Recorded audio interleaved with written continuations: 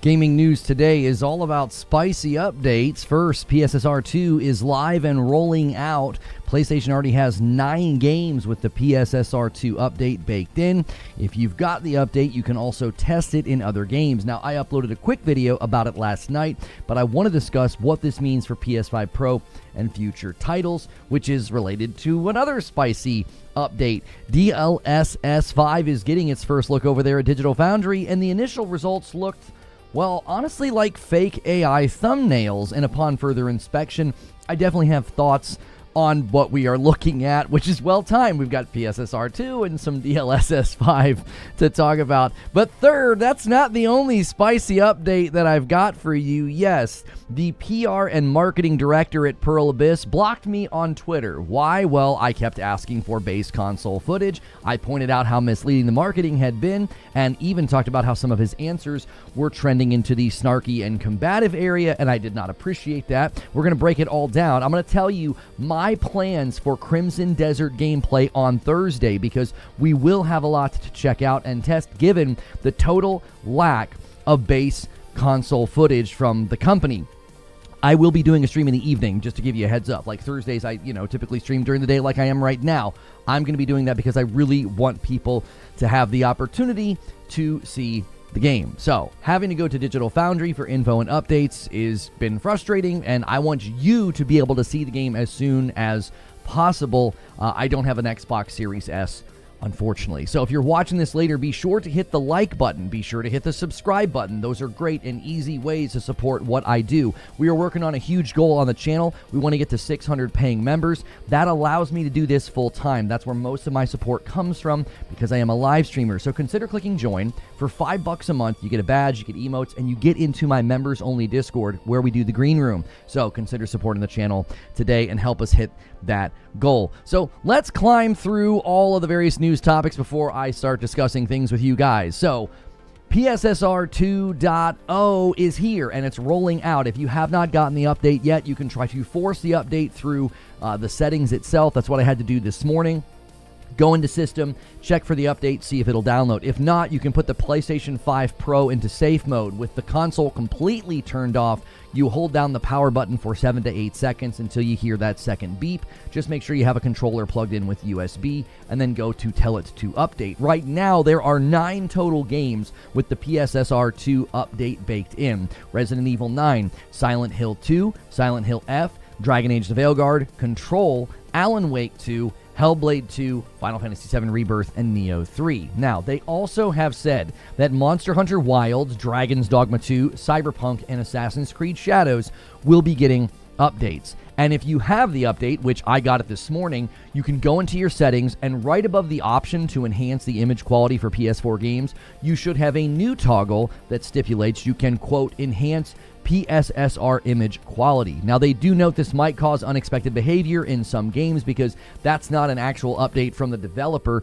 That is something you are turning on as like a global setting on your PlayStation 5 Pro. So you may need to turn it off and on according to what feels best. Now, obviously, if you're looking at pictures, it doesn't do it justice. You've got to watch Digital Foundry's breakdown. These are not going to be tectonic changes. They're going to be refinements. You're going to have less of that jitter and that shimmer when looking at like a fence or when you have lots of straight lines. It also is cleaning up just overall detail when the image gets very cluttered and there's lots of things there like grass and foliage. So this is not going to be a night and day difference, and I was trying to tell people that before it came out. They thought, oh, this is going to save the day with Crimson Desert. It'll fix everything. No, it really won't. The actual PSSR 2.0 update is not going to make that dramatic of a difference in most of these games. Now, given the immediate adoption from third-party studios across a wide variety of games, Hellblade 2, I don't know if I mentioned Hellblade 2. I should have had that in my original list. I think I did. I was reading it very fast. But you've got a wide variety of games that are utilizing this update. Hellblade 2, Neo 3, Cyberpunk, Silent Hill, Final Fantasy VII Rebirth. I would say that developers are a big fan of PSSR 2, so I expect the future to be full of even more games with the PSSR 2.0 update, as well as PS5 Pro enhancements. Long gone are the days of claiming that the Pro was an overpriced scam, especially in light of recent hardware prices. PlayStation honestly couldn't have had better timing. They ended the blog talking about how this update is a direct result of the Project Amethyst work with AMD, and it will very soon benefit FSR. If you remember, FSR 4 was one of the first things to come out of Project Amethyst. Now it's coming to PSSR and helping it run better, and soon it will go back to FSR and make it even better. They're going to continue to kick that ball back and forth. Great relationship between AMD and PlayStation already forming as a wonderful runway to the PlayStation 6. But in the wake of PSSR 2 coming out, we have something that is leading to a lot of debate. NVIDIA pushed out a demo of DLSS 5 with Digital Foundry, and in case you missed it, you're soon going to be able to make your games look like AI slop, even if they aren't AI slop. Now, I'm going to be honest. When I first saw this, I thought the images and the thumbnails were fake, like all of those awful AI thumbnails that you see out there all over YouTube. But no, this is indeed real. Now, they don't really show it in action. It's a lot of people standing around. You know, we don't exactly know how taxing this will be on performance. And the more I looked at these images, and the more I looked at the pieces of footage, the more I just did not like it. At first, I was like, this is kind of uncanny valley. It almost looks too real. But then I also really don't like what it's doing to Grace. As I rolled credits on Resident Evil 9, I really liked Grace as a character. I felt like I kind of connected with her. I loved her cutscenes. The voice actor, I maintain, deserves an award this year. I think she's likely one of the front runners. And this looks like a different person. Now, keep in mind, this is just a filter that has been turned on. It is not something that has been tweaked or fiddled with. It kind of feels like those weird, deep fake AI videos we've seen, and a person looks completely different. But I am going to say this, and I know this is something that is going to be a cause of great debate going forward. I think there's a ton of potential here. If developers can properly harness this and tweak this, and maybe not turn it all the way up to 11, it will look less like AI slop and more like a very good visual enhancer for lighting or texture detail. The clothing is the thing that I think especially benefits from some of these first passes. Like, their faces look kind of weird and kind of odd, but clothing and world detail tends to get a lot of lift from this. Now, it still feels a bit like that AI image creator that you've seen people use to make really interesting towns and villages or what have you, just to kind of goof around. But again, that's what this thing probably cranked all the way up to 11. You could probably turn it down and have it look a little bit better. You could also have developers working with the actual tool so that it doesn't change the way the character looks. Like, using this at a very low level to make, like, Leon look a little bit better, you know, detailed here or something. You know, with the beard hair, you could see like more fine pieces of his beard hair. And then with Grace, you could see more detail within her skin. Stuff like that is totally fine, but it's going well too far, and people are feeling a natural revulsion to it. The reaction and the feeling that people have to AI slop images and videos and even video games, I think this was a bit of a misfire from a marketing perspective. That's why I said that Sony could not have asked for better timing. Same with AMD. They got to push out a great PSSR 2.0 update and talk about the update coming to FSR very soon, and NVIDIA is making characters look like AI Instagram models. Now, I'm not going to get involved in drama and gotchas and call-outs, but apparently the boys at Digital Foundry, there might be some contention over there and some tense moments in the coming days. John Linneman did not appreciate finding out about this the minute the video went live. He was on Blue Sky, pretty upset about seeing this. People are being very unkind to Digital Foundry, and they're calling them shills. The video currently has a 54,000 dislike ratio to 23,000 like ratio on YouTube. That is with the extension. That's not a perfect extension, but we are clearly seeing an anger and a negative response, not just to NVIDIA and this update, but also to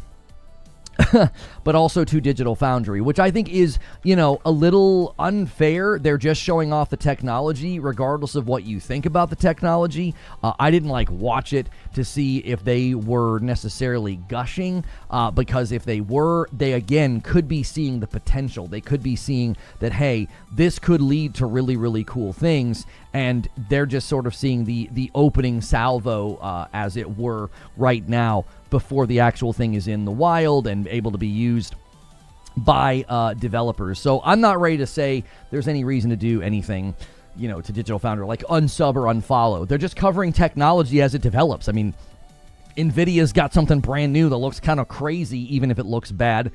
on those first passes. So the final spicy update that I know you're all waiting to hear about is, yes, the Crimson Desert head of PR, Will Powers, did block me on Twitter. Apparently he can dish out the snark, but he can't take it. I felt, if maybe you missed my coverage, I felt that he had been trending towards more than snark. He was getting outright combative when it came to people asking for base console footage. Yes, I am aware there is a Japanese channel that uploaded console footage this morning. It's uploaded, unfortunately, at 1080-30. They also, I believe, were playing in quality mode. I saw tons of frame issues and stutters the minute there were lots of NPCs on the screen, and it also is a highly edited video. There were multiple times I just wanted to see the fight play out or the scene play out because there were lots of people around, and then the scene would cut. So, of course, Will Powers made sure to retweet that this morning and tell people, oh, here's console footage, and the video is arguably terrible and does not give us a representation of the game at all. Again, it's a 1080-30 video,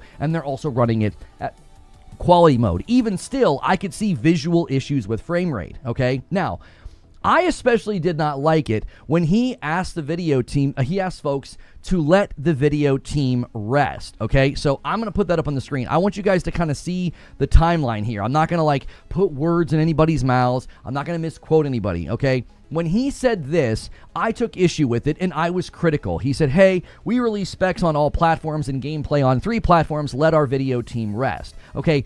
The most recent footage we have is from Digital Foundry. It was not from the Pearl Abyss team. It was also on the PS5 Pro, and we had to find out from Digital Foundry that we would not be seeing base console footage ahead of launch. The only reason we're seeing it now is because a Japanese YouTuber managed to, I guess, get footage and upload it, and again, it's not uploaded at a high level of quality, so we can do actual analyzation of how the game is running. Even still, you can visibly see it's not running that great. Now, keep in mind, this is after Fighting Cowboy was told that console footage was so good that we wouldn't believe it, so the game was going to be sent to Digital Foundry. Turn out what they actually meant was they would be hand-delivering a PlayStation 5 Pro with the game pre-installed, which prevents Digital Foundry from actually testing the game on the base PS5. Also, let's not forget that he said this, and I think this is incredibly important for context. This is something he said in the lead up to the game's release on March 4th. He said, we're not hiding anything, and I'm sick of having to repeat myself. I've repeated hundreds of times that we'll reveal things ahead of launch to give people adequate time to still pre-order the game for themselves. We're saying this openly. Let us cook. Please and thank you. End rant. Now, I said at the time that this was intentionally vague because many were running to my Twitter feed as well as the comment section on my YouTube channel and saying, see, they are going to give us console footage before launch. Will Powers said so. No, he did not say that. He kept it vague. And I said at the time that, quote, reveal things, well, that could be anything. It could be a spec sheet. It could be target performance thresholds. And lo and behold, that is what we got. We got a spec sheet with performance promises. That's not gameplay footage. He then again got really snarky when Digital Foundry dropped their Digital Foundry video of PlayStation 5 Pro footage. He said, I think at one point someone asked for console footage. Don't remember who, but I'll post regardless. Again, he's being snarky. He's being combative, all right? And he wasn't done being rude with people asking questions. Look at this response that he gave to somebody when they were asking for base PS5 footage, or they were asking, about the base PS5. He said, I answered the question. Use your brain. If the game runs on a 1060 and a ROG Ally and a Mac, it'll run on more powerful hardware like a base PS5. Notice again the trend. He's being very prickly and combative, even, I would say, insulting, telling the person to use their brain. And I also need to point out, he is using misleading logic. Just because you can put out a spec sheet for a game on weaker hardware like a 1060 or say, oh, it's going to run on a ROG Ally, that does not have anything to do with performance on the PS5. Again, this is the type of combative and rude, and I would argue dishonest response that folks are getting simply because they wanted to ask about base console footage. I said the other day, the posture is very much, can you just shut up, consumer, and stop asking questions, consumer, and just buy the product, consumer? So you can see why I rejected And I even called out his claim that the video team needed to rest, because the latest round of footage came from Digital Foundry and was just the pro. This was after you intentionally gave people the impression that base console footage would be available. When he said they would reveal things, he knew what he was implying, and he knew how people would interpret it. Like I said, he feels he can give out snark and exasperated responses. Well, I've got some for him too. I'm just as tired. I'm tired of asking for real transparency, not the fake kind. I said at the time when he was doing the round of podcast interviews that my concern was this is all being done to create an air of transparency. Well, look at what happens during the launch week of the game. This is literally the week the game is coming out, and all this time the red flags have been stacking up. My call for caution has been attacked, labeled as hate, or that I'm badgering the devs, or that I'm being nitpicky. I'll just keep echoing the same sentiment and response to this. If pushing for consumers to be properly informed about a product before buying it is wrong or annoying, I will happily be playing that part every time. I will be here every step of the way a game launches and wants to pull these types of shenanigans to make sure that the public knows what's going on. That certainly isn't going to win me friends at studios and publishers. It likely won't get me added to lists for review codes, and that's fine. I would rather take up for the consumer. Hopefully those who got access to the preview events, as well as review copies, will help spread the word as well, because I think you have inadvertently been part of this marketing machine for this game. And you owe it to your audiences to make sure they know that we are not getting base console footage and not getting good looks at this game overall. I'm not calling anybody out. I'm not trying to start drama. I think it's very easy to make a disclaimer like, hey, I had a blast with this game on PC. It looks great on the right rig, but hold off on pre-orders if you feel you haven't seen enough footage on weaker PCs or base consoles. So, let me tell you my plans for this game. I will be doing a stream the evening of Thursday the 19th at 6 p.m. Eastern. That is when the game is first playable. I will be playing this game on the PS5 Pro, the base PS5, and the Xbox Series X.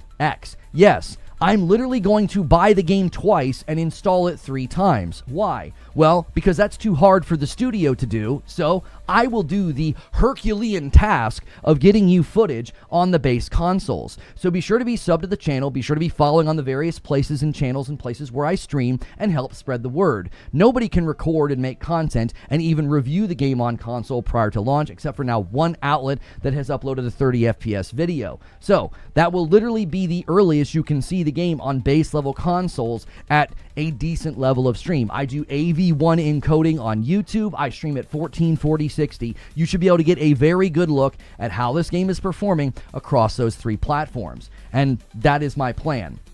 So I just want to end by saying this. I am not targeting Will Powers or going after him. I was simply asking questions. And yes, I tweeted when he blocked me because I thought it was ridiculous. You've been snarky and combative and even telling people to use their brain when they're simply asking for console footage. You've also done a lot of smoke and mirrors and a lot of answers that I find to be very misleading. Telling somebody that the game runs on a 1060 and a ROG Ally, which means it'll run fine on the base PS5, is not an honest way to talk about this. That's not what people were inquiring about, and that's not what people were asking about. So I'm going to ensure that the public can see this game in its rawest form at launch date on as many platforms as I can. I have no interest in booting up the game and playing it on my 5070 Ti. There is an ample amount of PC footage available right now for you to make a decision if you have a PC. But for everybody else, that's what my plan is on Thursday, and I hope to see you guys there, and I'm sure we'll have a spicy debate today. If you're watching this later, hit like, hit subscribe, consider becoming a member, so that way you can be here for that, I'm sure, very enjoyable stream. I've had a lot of people say, well, what are you going to do and say if the game runs fine? We already have evidence from the PlayStation footage, the PlayStation Japan footage, that it's not going to run fine. They released base PS5 footage, dude. Yeah, they did. It's a 1080/30 stream. And they constantly edit it, and they constantly cut it, and there's visible frame rate issues in the footage. If you think that footage is putting the game in a good light, okay, go ahead. You go right ahead. You spend your money. It's not my money, but I did not find that video compelling at all. It's literally a 1080/30 video. How the heck are you supposed to make a decision about this game? And there were numerous points in the video where the frame was dropping. It was running at quality mode, which apparently is supposed to be running at like 40 something FPS or something, or 30 FPS, between 30 and 40, and it was having frame stutters. Yeah, I'll pull it up in a second. I got some people to thank. Super Googly with the super chat. Why do you keep dissing a promising game but would protect overrated slops like Donkey Kong? Doesn't make sense. I'm not going to try and make sense to you because you're just a hater. A $5 super chat from Colossal Sword. A little theory. Cliff is the one who plotted the kill of Gian. He seeks authority, power, and control. Requires evil-minded individuals. I have no idea what you're talking about. Let me get the goal up on the screen. The first 5 bomb of the day comes from Jack Garland. Thank you so much for starting us off. Han shot first, and so did you, Jack. Another super chat from Super Googly. Enjoy your base PS5 gameplay. Let the brokies complain. I'll play on a 5090. Again, you're an idiot. I don't even care what you had to say anymore, Googly. You just show up and spew negativity in your super chats. You can save your money and stop doing it. You don't ever have anything positive to say. Find somewhere else to spend your money, bro. I'm tired of the vibe that you bring. A renewal from Paul. 44 months. Thank you so much. And that's a member plus. Here, I'll show you guys the footage that is from the PlayStation Japan channel. Let's see here. Let's see. Boom, boom, boom. The other thing you're going to notice about this footage, is like every opportunity you have to like see him engage in like a fight is literally... They cut the camera. It's this highly edited footage, by the way. It's highly edited footage. Like it's not like an uncut piece of content where you can see, oh, here's a fight beginning, middle, and end. Here's him going to a town or a village or something, right? And these are cutscenes that we've seen before. I'm not worried about cutscenes, all right? This is like directly from one of the trailers.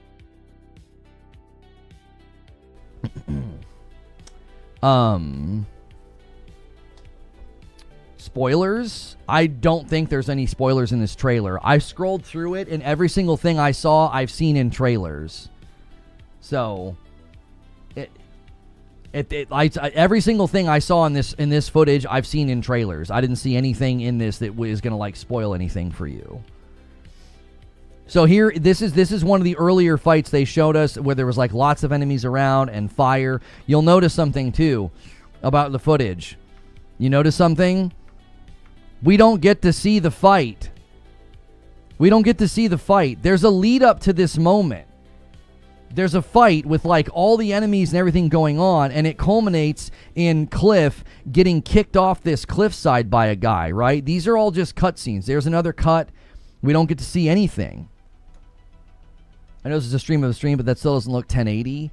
Yeah, the capture is terrible. The people that are like telling me, they're like, oh, we finally have base console footage. I'm like, it's captured at low res. It doesn't even look good. Not to mention, you can watch this footage and you will visibly see frame rate issues. The particles on here are like 5/100ths. Yeah, I mean, from all the things they originally showed us, this looks nothing like the original stuff that they showed us at all. Cliff off of a cliff. That's exactly right. That's why his name is Cliff. I think they did this on purpose because the game runs fine. Yes, when a game runs fine, I commonly find that developers refuse to show footage and we have to go to other outlets for it. That's been my experience in my 10 years of gaming coverage. You know, it's very common that they're like, hey, our game runs so well, we don't want to show it to you. Doesn't this look great? Can't you get a great vision of like what the game looks like? I mean, obviously, you could take criticism with the editing and like all the stuff put up on top. This is a cutscene that we've seen. Let's skip ahead. So this is going to be, I think, one of the puzzle areas that they've shown. Again, I don't think there's any spoilers in this at all. I don't think there's any spoilers. This is all footage that we've seen. Butter says, do you think DLSS would make his fur cape a real wolf? Yes, it would. What's up with the DLSS stuff? I mean, the too long didn't read for me. My opinion on DLSS 5 is that they are giving a first pass that looks arguably pretty terrible. It looks like AI slop, right? I think in the hands of a developer, the DLSS 5 stuff could be pretty good, especially for like environments and clothing. When on faces, they're going to have to be very careful because it gets into like Uncanny Valley. Careful, Ono. If you do not like this grainy 1080p crap footage, then you're finding new ways to, hate. Okay, so here's what we're going to do. We're going to skip ahead. We've seen these sections before. It's very slow. It's hard to get a bearing for performance. I believe he's also running it at quality mode, so the frame rate isn't great. The video was uploaded at 1080-30, so I believe it says 1080 here, and then if you go to where's the stats for nerds, there you go. So you can see the frame rate here is 30. I mean, we'll have to watch later and see if it drops, because there's a section later where he's like in a town. This has been my primary concern, is like when you're by yourself, it'll run reasonably well, but then the minute you get around crowds and have to get in fights, you'll notice this section here. I was watching this morning, and I was like, and it cuts a lot. It's really, really difficult to just get. It's a lot of stills. I think they're probably talking about detail here. I don't speak Japanese. Okay, here we go. Let's see how the performance is in a town. I believe this is quality mode. All right, there's a cut. There's a camera pan. It's really, really difficult to get a bearing on how the game is going to run. It's highly edited. It's very difficult. I watched this morning. I'm like, why does the camera keep cutting? Okay, he's going to do this thing with this guy.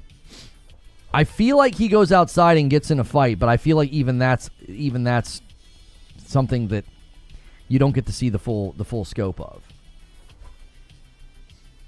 Embargo up tomorrow. Review should post tomorrow. This is base PS5. Unfortunately, it's 1080-30, so the resolution's not great on the upload, and the frames per second are apparently, the quality mode, so it's not going to run at 60 at all. Now, again, if you watch carefully here as the camera spins, we'll go back and we'll watch these sections.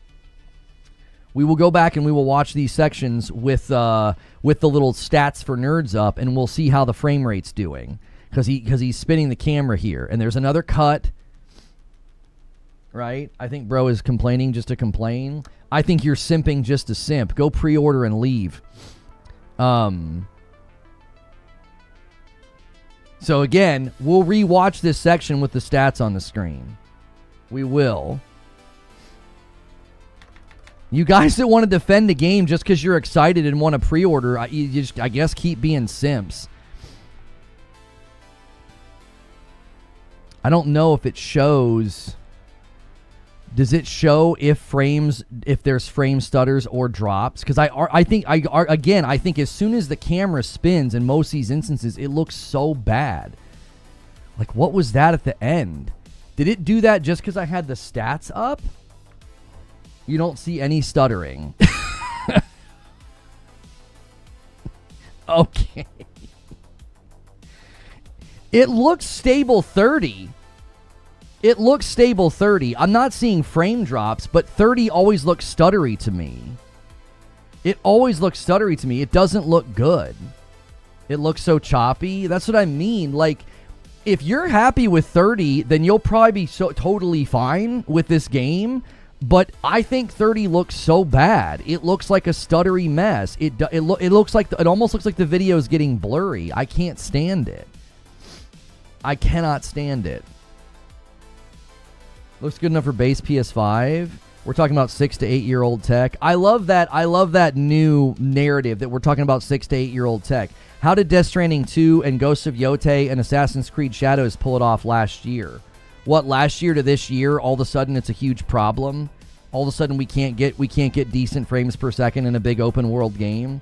Death Stranding 2 and Ghosts of Yotei and Assassin's Creed Shadows all did it last year. Do you want to talk about how they're recommending this game? Your recommended specs is a 2080 card. Do you want to talk about how old a 2080 card is? Because it's older than the PlayStation 5. Stuttering and blur are two very different things. I'm just using descriptive words. I'm not doing actual, like, second-by-second tech analysis, homie. I'm saying it looks stuttery, because it does. 30 FPS looks stuttery. Jack Garland with a $5 super chat. Lona, what are you talking about? The Emperor's clothes look great. My PR team blocked you, but I fired them. Thank you, Andy Ackerman. Can you touch on being blocked by the devs? I can't believe they did that. Speaking the truth. Yeah, I got blocked by their head of PR. All I've ever done was ask for base console footage. That's all I've ever asked for. and we're getting it 2 days prior on the Japanese PlayStation channel, and it's a 1080 30 FPS video. Where's all that bluster and all that boasting about how well the game was going to run, how good the game was going to look? I mean, all you simps and fanboys kept storming the castle of my chat and my comment section saying, you don't know what you're talking about. They've had a great breakthrough. The game's going to look and run amazing. And now all of a sudden you're like, oh, it looks fine at 30. It looks fine at 1080 30. So you're okay with 1080 30. I thought this game was going to run and look amazing, but you're okay with performance that we were getting last gen? That doesn't make any sense at all. All the bluster, all the strutting around and talking about how, well, we were going to get base level console footage and I was going to eat crow. I mean, dude, I would sharpen your knife. You're going to eat more crow than me. This looks terrible. This is exactly what I was concerned about. We are literally dealing with a video uploaded at 1080 30, it's quality mode, and there's constant cuts, there's constant edits being done. In order, I think, to give us a sample of content. Like, I don't think PlayStation's necessarily interested in like cutting footage out, but it's really, really difficult to get your bearings in the game when you're constantly dealing with edits and cuts. This might be a decent scene to get a bearing on the fight if he actually does the whole fight. Gosh, the frame rate I just can't do it. I don't know how anybody plays at 30 FPS anymore. I really, really don't. I really, really don't. We went from folks claiming that this game was going to be a graphical tour de force and was going to run amazing to now we're defending 30 FPS. Like, I don't know what to tell you. I really, really don't know what to tell you. I don't know what happened. We're 6 years into the gen, and folks are coming up with every single contortionist pretzel move they can to talk about, like, how this is acceptable. It doesn't make any sense to me. We're 6 years into the gen. This is when games are supposed to be coming out better optimized. Pay the troll tax, trolls. Thank you, Andy Ackerman, for the $2 super chat. All the clowns saying, if we have base console, what do you expect? Well, I expect a game that comes out on the console to run okay. I really, really don't understand. Like, are you guys on the payroll? Are you being paid to promote the game, to, like, make sure you're in YouTube chats and comment sections defending a game all the way to the death? I hope they pay you amply for your service, because I actually think this is exactly what I was concerned about. We're in 2026. This is when games are supposed to come out better optimized for consoles. They're supposed to get better at leveraging the tech. And I'm seeing a muddy, blurry 30 FPS game. That's what I'm seeing. This doesn't look like anything spectacular at all. A $5 super chat from Sean Torius. People, Death Stranding 2 recommends specs on PC as a 3070 while this game's a 2080. Stop the nonsense. This is why I'm against console exclusivity. Why would you be against console exclusivity? The exclusives I played on my PlayStation look way better than this. I'm not playing Yote at 1080 30. I didn't play Death Stranding 2 at 1080 30. I didn't play Assassin's Creed Shadows wasn't even an exclusive, and I didn't play it at 1080 30. What do exclusives have to even do with the conversation? I don't know what to tell you. I don't know what to tell you. 1080 30 is not something that we should be sitting here excusing. If that's how you have to play this game, that is quite literally what I've said I was worried about the entire time. You're going to have to play this game at way, way inferior performance or deal with lots of frame issues. This is a perfect case for exclusivity. Listen, I know people are trying to come up with some other narrative. They're like, well, he's a pony and he's mad it got rejected for exclusivity. No, I've been covering this game since I first saw it and knew it was a multiplat. I get really excited for multiplats. One of the games I praise the most for being graphically impressive with good frame rate and good performance is Assassin's Creed Shadows. That, I don't know if you're aware of this or not, all you tribalist fanboys who can't think outside your own narrow view of the world, and everybody has to be a fanboy like you. But it's like, I don't know if you're aware of this or not, but Assassin's Creed Shadows is a multiplat game. And it's one of the games that I've consistently used in these discussions to talk about how the performance of the PS5 Pro is so impressive. I've used a third-party game. This game could have easily come out and leveraged tech in a better way. There's plenty of games on base PS5 right now that look fantastic. I don't know what to tell you. I wasn't implying that at all. I don't get why you chimed in that you were against exclusives. That doesn't make any sense to me. I don't think PC players need to worry if they are 2000 series and up. I wouldn't risk a 1080 on this. The biggest advantage that the PC boys have, and I've conceded this many, many times in this discussion, the biggest advantage that the PC boys have is that looked like a giant stutter to me in Hitch. I don't know. I can't tell if it's is it a screen shake? Yeah, they're doing a lot of screen shaking when he lands and stuff, so it's hard to tell. It doesn't look good because big screen shakes in 30 FPS, it makes it look like the game is like vibrating. It doesn't have a good immersive effect. I'm not a big fan of screen shake regardless. Thank you, Archean, with a membership. Thank you, boys, so much. If you guys want to talk in the chat, you're going to need to be a member today. There's way too many people here. Chat was moving a mile a minute, and my mods couldn't keep up. There's like 900 people here. So I know it's a hot topic. I know it's contentious. All I've been trying to do since day one was let people see the game on a base console so you could make a decision. This is the only available footage we have on a base PS5. It's on the PlayStation Japan channel, and I think there's noticeable issues. And they're also running the game at quality mode, so it's running at 30 FPS basically the entire time. And even then, it looks choppy to me. Yo, Johnny Always with 57 months. Thank you so much. Yeah, I agree, Havoc. It looks like stuttery and choppy. It just doesn't look very good. I survived Pokemon Scarlet and Violet. I think I can survive this. Mikey's like, I've seen things, bro. I've seen the dark side of optimization. Sony almost picked it as an exclusive.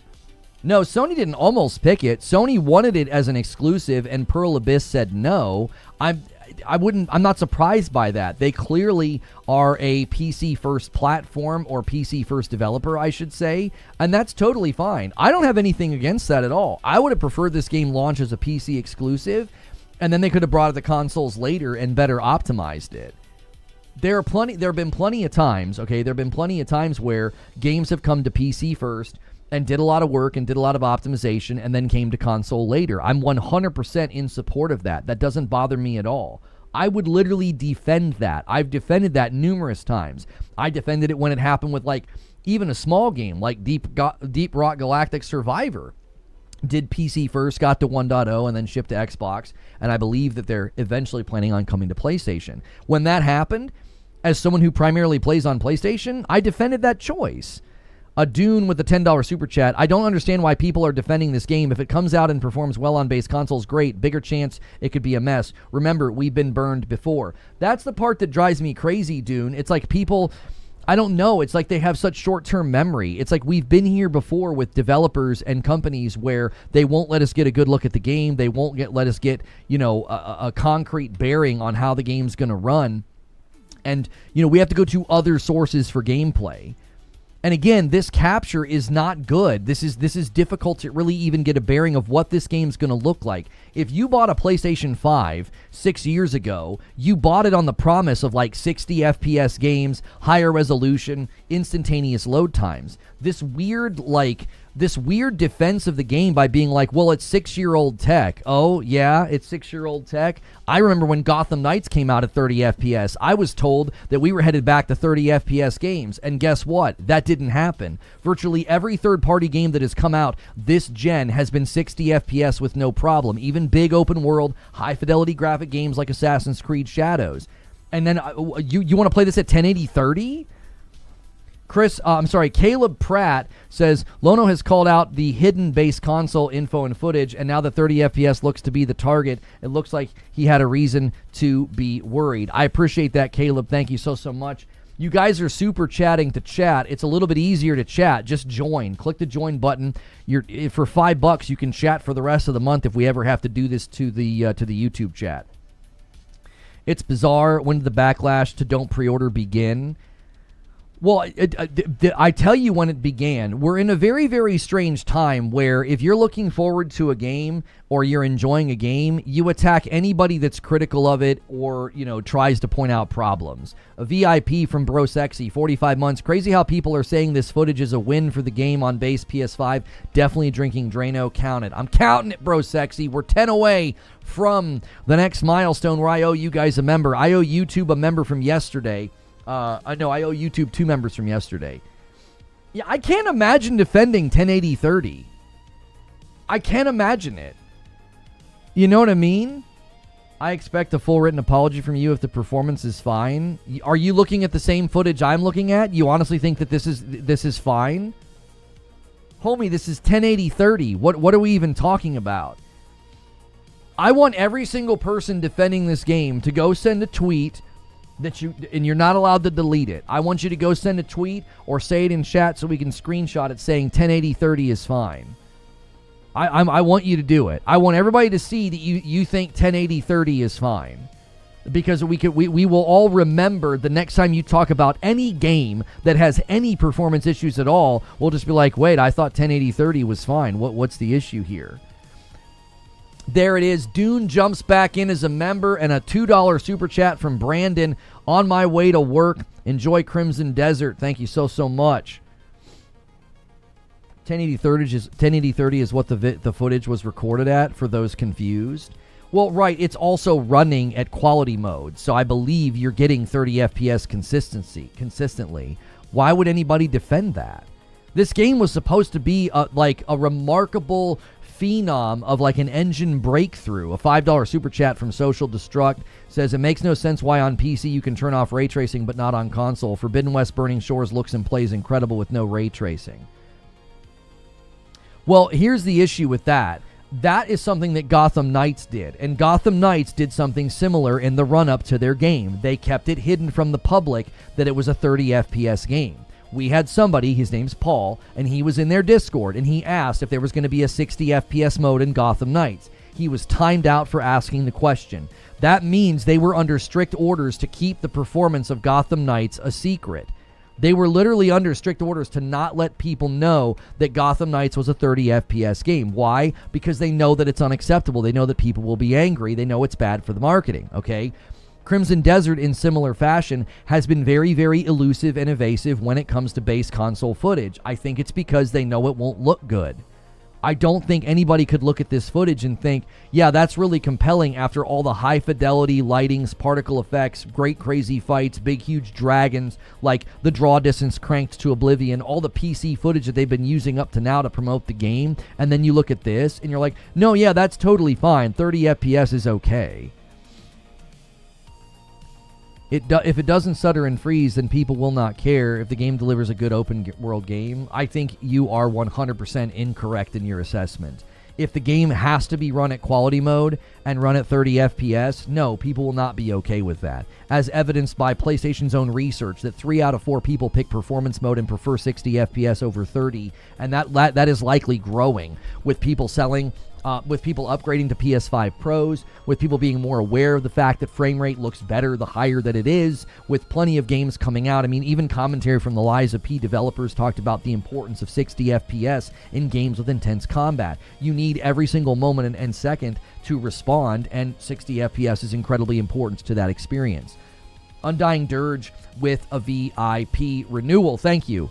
Yes, I got blocked by the head of PR over there at Pearl Abyss, and all I kept doing was pointing out that I felt they were being misleading with their marketing and they wouldn't give us base PS5 footage. I didn't appreciate... He got really snarky and combative. Apparently he can dish it but can't take it. I mean, all I said was, what does your video team need a rest from? Uploading 30-plus minutes of cranked PC footage to the PlayStation channel?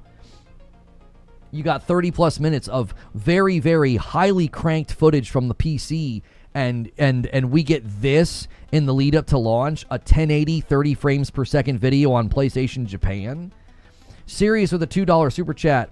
If this was on the Switch 1 or 2, it would be impressive. Member Plus renewal from J-Rock. I'm having a great time with AA ARPG Dragon King. Diablo 4 could learn a few things from the game's features and customization. Money well spent. Let me add you to the total. And then Mr. Polar Bear with 32 months. The PR guy said, you will be amazed from the power of the engine on the console. 1080 30 FPS is truly amazing. Let's bump that count to 69. Thank you. This is base PS5 footage, yes.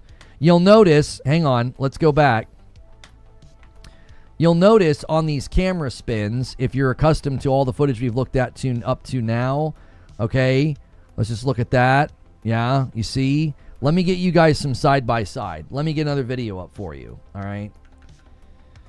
Let me get another video up for you. I'm going to get the Digital Foundry video because John Linneman did a lot of those spins up in the high areas. And I want you guys to be able to see it. I want you to be able to see the dramatic difference between the two. What they've been using to promote the game and what they're now using. Okay. So here, this is PS5 Pro footage. All right. Nice slow pans at 60. See?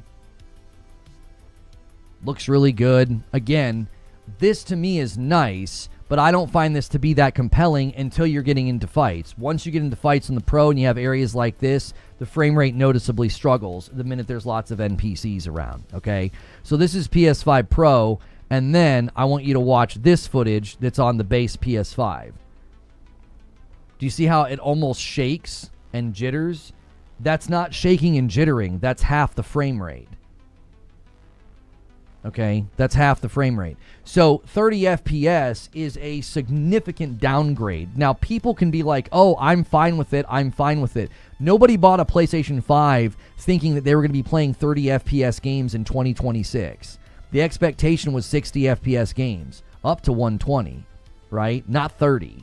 So the people defending 30 FPS, I'm not interested in having conversations with people like that, because you're basically defending subpar performance that is not what we're supposed to be getting on these consoles. And when you want to say, oh, it's 6-year-old hardware, well, everybody else is managing to do it. Everybody else is managing to do it. I've played countless games this gen from third-party, first-party, second-party developers consistently getting 60 FPS. Oh, this game's super ambitious. Is it? What?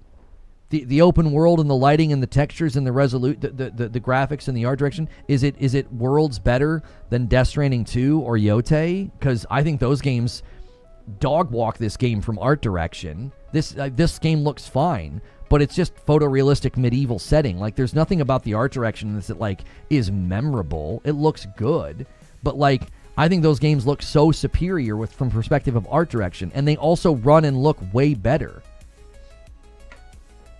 75% prefer 60? Right, that was before the Pro even got into the market, we were told that. 60 FPS to 30 FPS is a big difference. If you're fine with it, that's if you're like me as a player, I'm personally okay with 30 FPS, that's totally fine. That's not the same as defending it. Right? Some people might prefer the photorealistic medieval setting to Ghost of Yote. That's fine if you prefer it. What I'm saying is I don't even think it's that impressive. Like, it looks fine, but I don't think I've seen anything in here to justify 30 FPS. Do you honestly think it's acceptable to constructively critique and inform your audience of the shady and suspicious marketing strategies of a massive million-dollar company who has every incentive to hide the negative qualities of their product to maximize their odds of making money while lying about the technical specs of their game? Bro, that's unreasonable. I wasn't sure where you were going with that S3 plan. I was like, where am I going? I'm 2 to 3 lines into this paragraph, and I don't know what this man's going to say. What if the developer doesn't allow you to purchase the game? That'd be wild. I'm your Huckleberry. I would totally welcome them to play more shenanigans. You can block me on Twitter. I don't give a frick about that. Thank you for the Streisand effect yesterday, by the way. Nothing better than drawing a bunch of attention to something instead of just ignoring it. Like, he could have just ignored me. I mean, you know what I'm saying? You really want to tweet out there with 300,000 views talking about how I got blocked for asking for base level console footage? I got blocked for pointing out that your marketing's been being misleading. You know what I'm saying? Like, there you go. Streisand effect in full effect. Congratulations. You know what I'm saying? I don't really typically get that kind of viewership on my tweets. I've got like 7,000 followers. You know what I mean? I guess I get good job, you know? And now we want to boast about PlayStation Japan's footage. It's 1080-30. There's no way you can look at this and even get a bearing of what your experience could be if you put on performance mode. How are you supposed to watch this and make a judgment? Like, if you're one of the people that doesn't mind quality mode 30, well then, okay, let me ask you a question. How confident are you in the image quality and the resolution? Because the video was uploaded at 1080-30. Oh, that looks so good. That looks so good. I mean, you guys... It's like a bowl of oatmeal.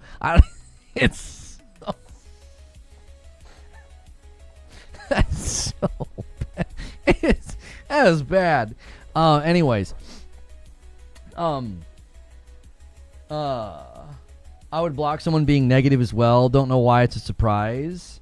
If you're the head of PR and people are like, hey, could we get console footage? Could we get console footage? And you're snarky and you're combative and, oh, hey, wait, let's put another image up on the screen. You tell people to use their brain, right?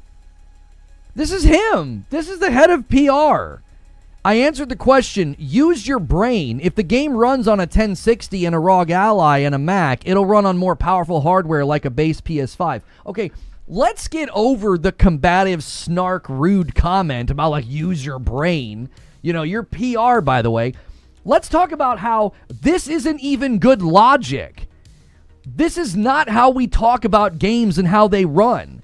You're literally representing a game, and this is what you're telling people? You're like, it runs on a 1060 and a ROG Ally, which, by the way, we have no footage of the game running on a 1060 or a ROG Ally. So, runs how? How well does it run? And then saying, well, if it runs on those, it'll run on more powerful hardware like a base PS5. No, nobody is asking if it will run. Has anybody been like, hey, I have a question. Will the game run?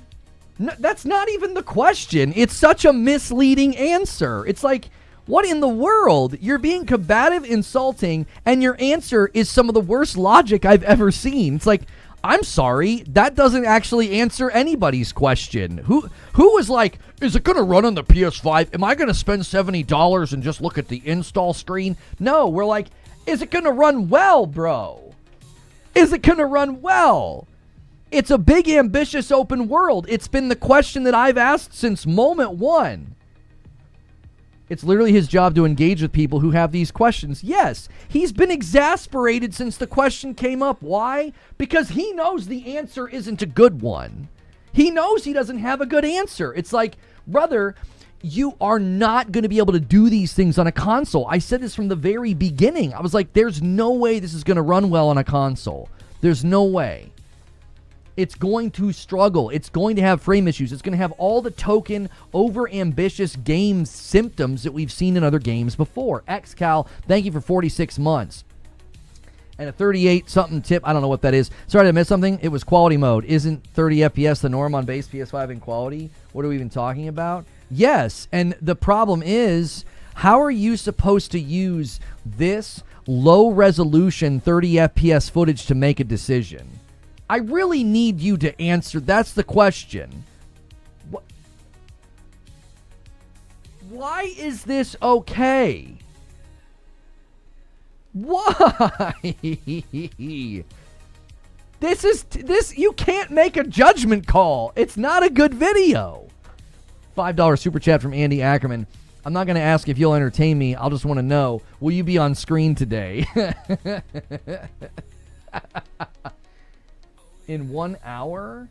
Why is Bethesda doing a random stream? Free Lanes update and Terran Armada. A developer deep dive today at 11 a.m.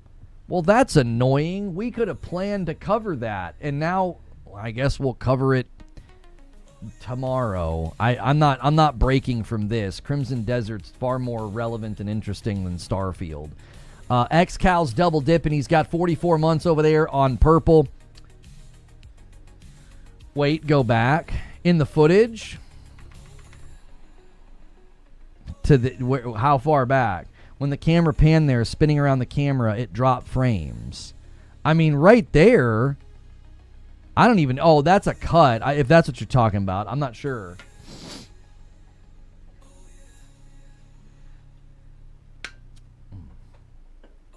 Right there or here? Which one? Where he has the shield or before he has the shield? I mean, this has been my concern since the very beginning. I was like, there's these big towns, there's these villages, there's these fortresses. And I'm like, there is so much going on. And yes, the frame rate, even in John Linneman's footage, he goes to this town. Let me see if I can find it. He goes to that town, and on the Pro, it doesn't look great. Like, as soon as he pans the camera, it's hard to find because the minute there's a lot of people around, the camera cuts a lot in the Digital Foundry footage. I don't know if it was intentional or not, but there are multiple times in this footage where I'm like, oh, we're about to get a look at like a big crowd. Like, here's an example. So keep in mind, this is on the Pro. VIP from AOZ with 44 months. Since when is quality mode 1080? Does that mean performance will be 720? Let me add it to the total. So this is on the Pro. See those camera pans? It's so clear that it's not going to run smooth in these instances. It gets immediately blurry. I'm like, I don't know what to tell you. This doesn't look like the open world, really crisp, slow camera pans that we see in the other parts of this video. Hang on. Omar clipped the frame drop. Let me see if I can take a look at it here. Oh, it's when... Oh, okay. Yeah. Let me just show you. Okay, so let me back it up. Omar found the spot. It's when the guy is standing here. Here we go. Okay, now watch. See that? See as he's spinning there? That's just a basic spin at 30 FPS, and it's still having issues in quality mode. There's a visible frame drop, and again, I'm not getting persnickety and being like every little frame drop matters. I'm saying even when they're only having to hit base 30 FPS quality mode, it can't do that consistently either. That's an issue, right? You're going to go to play the performance mode and hitting 60 FPS on the base console. Like, what are we even talking about? Noberto, thank you for those 17 months as well, sir. I think I already said that. I still need to see John give a full anecdotal breakdown of Crimson Desert PS5 Pro drop-off. Like, how did you react to him offering to visit? Did you pick him up at the airport? Did he stay over for dinner? Did he take the Pro back? It's harder to hit quality mode in 30 than performance in 60. What are you talking about? So, in your estimation, if a game struggles to hit 30 FPS, you don't think that's going to inevitably be related to the game trying to hit 60 in the exact same instances where there's lots of NPCs around? You don't think they're related at all? You don't think one could lead us to some sort of a conclusion, about the other? By the way, if you guys are watching on YouTube, go ahead and hit that like button. Get us to the first 300 likes, man. It's been obviously red hot this morning. We've only been live for about 50 minutes. The horse doesn't pop in the background. It's a cut. It's a cut in the editing.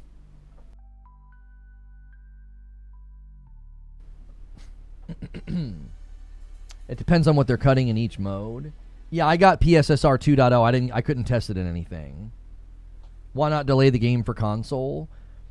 I think that's been the thing that's frustrated me the most is they could have delayed the game on console. They could have shipped to PC first and made the game like super pristine. Your chats aren't disappearing, John. I'm seeing them. They could have made sure the game ran amazing on console, and then I'm sorry, I said that backwards. They could have made sure the game ran amazing on PC and then brought it to console like 6 months later or something. I would have been totally fine with that.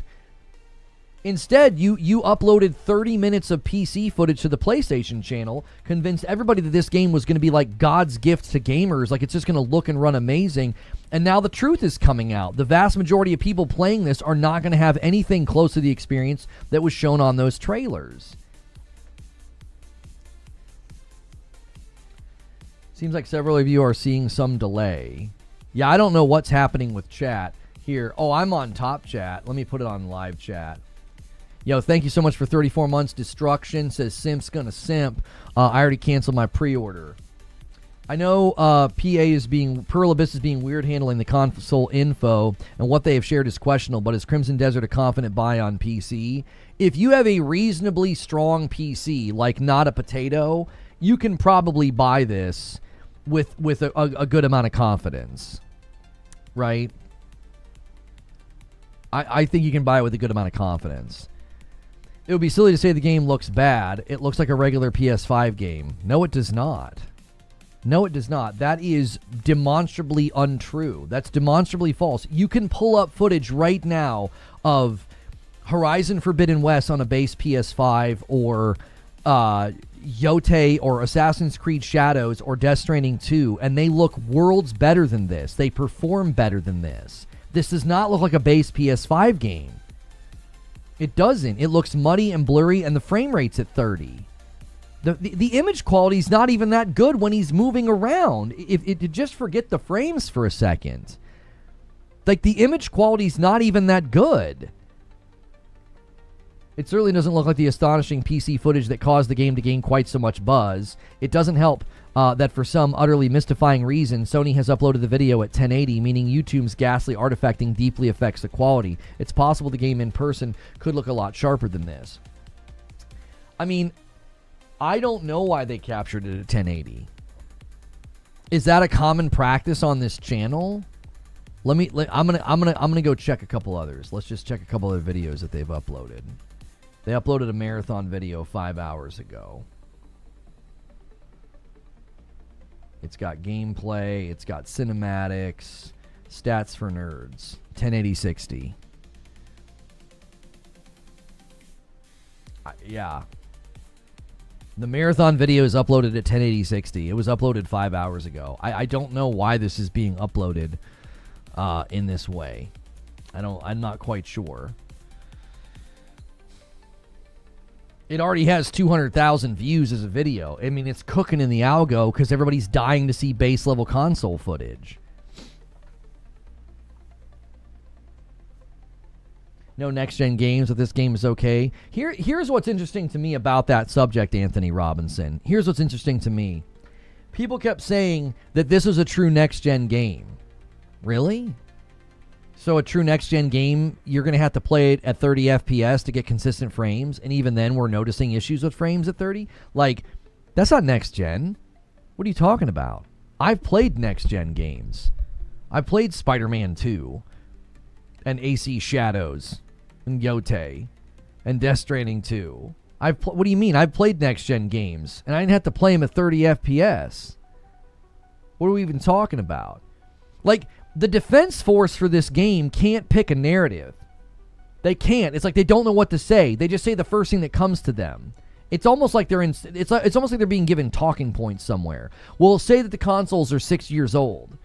We'll say that that's just what we should expect when games are next gen and pushing the envelope. Talk about how it's an ambitious game and there's there aren't really other games like this.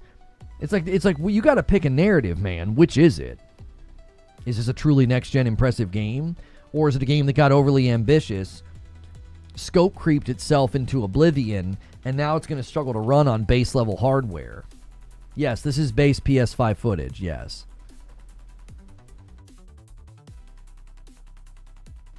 Ignore the 1080. Just ignore the 1080. Look at the image quality when he's fighting. Look at the image quality. It's blurry. Even when he's standing still, the minute he starts doing stuff with particle effects, it gets blurry. It gets muddy. The camera's not spinning around. I'm not talking about stuttering. I'm not talking about like a vibration effect that happens whenever like a 30 FPS frame rate tries to spin the camera quickly. Watch when he just sort of stays in a spot and just starts hitting somebody. The image gets blurry as frick. Why does it look so muted?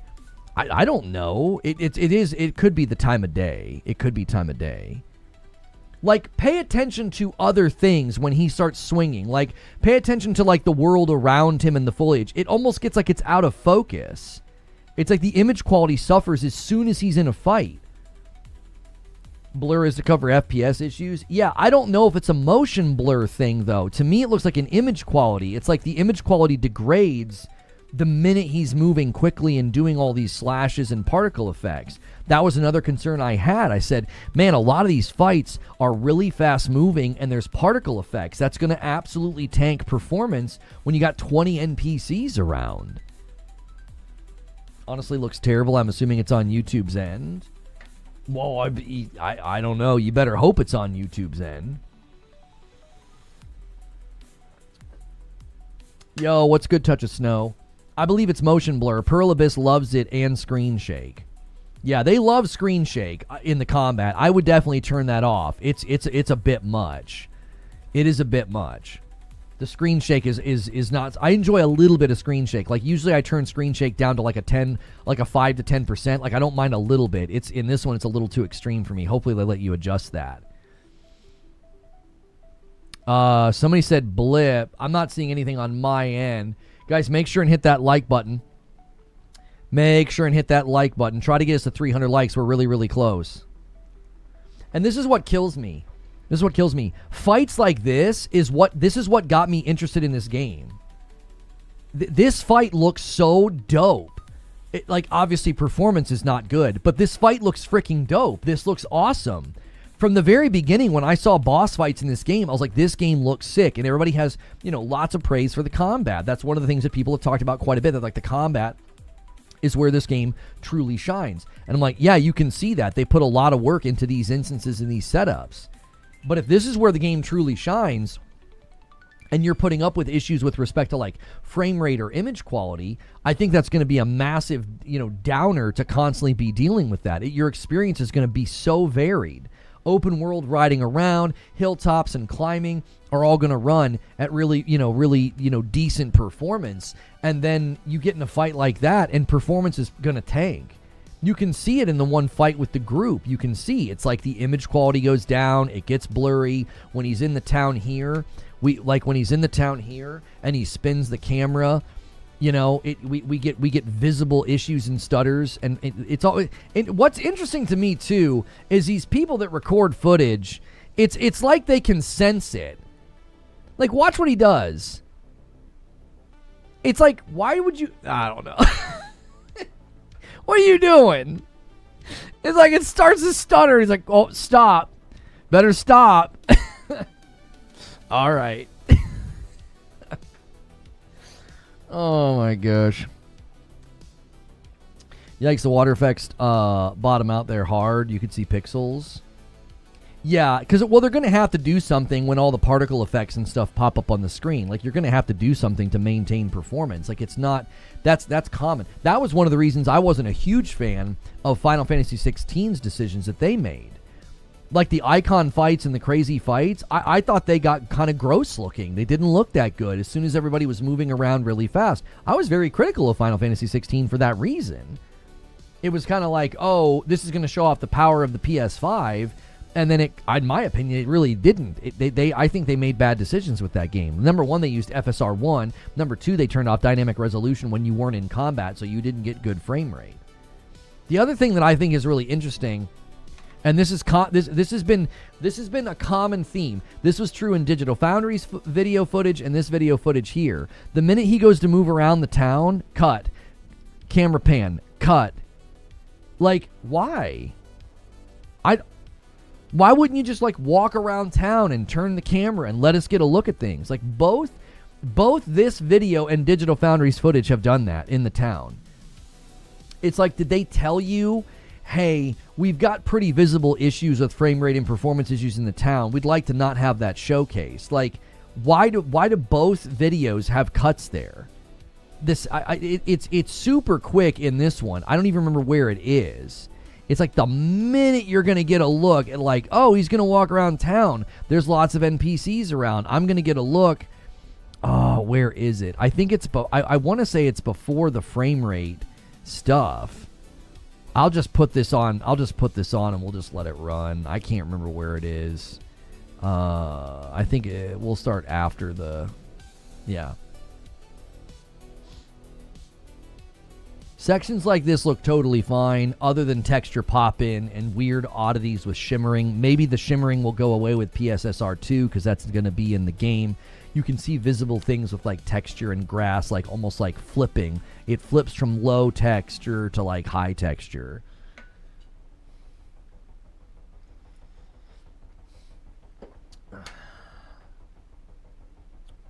Yes, the PSSR 2 update is out. If you force update your console. Who walks around wildly swinging their camera in circles?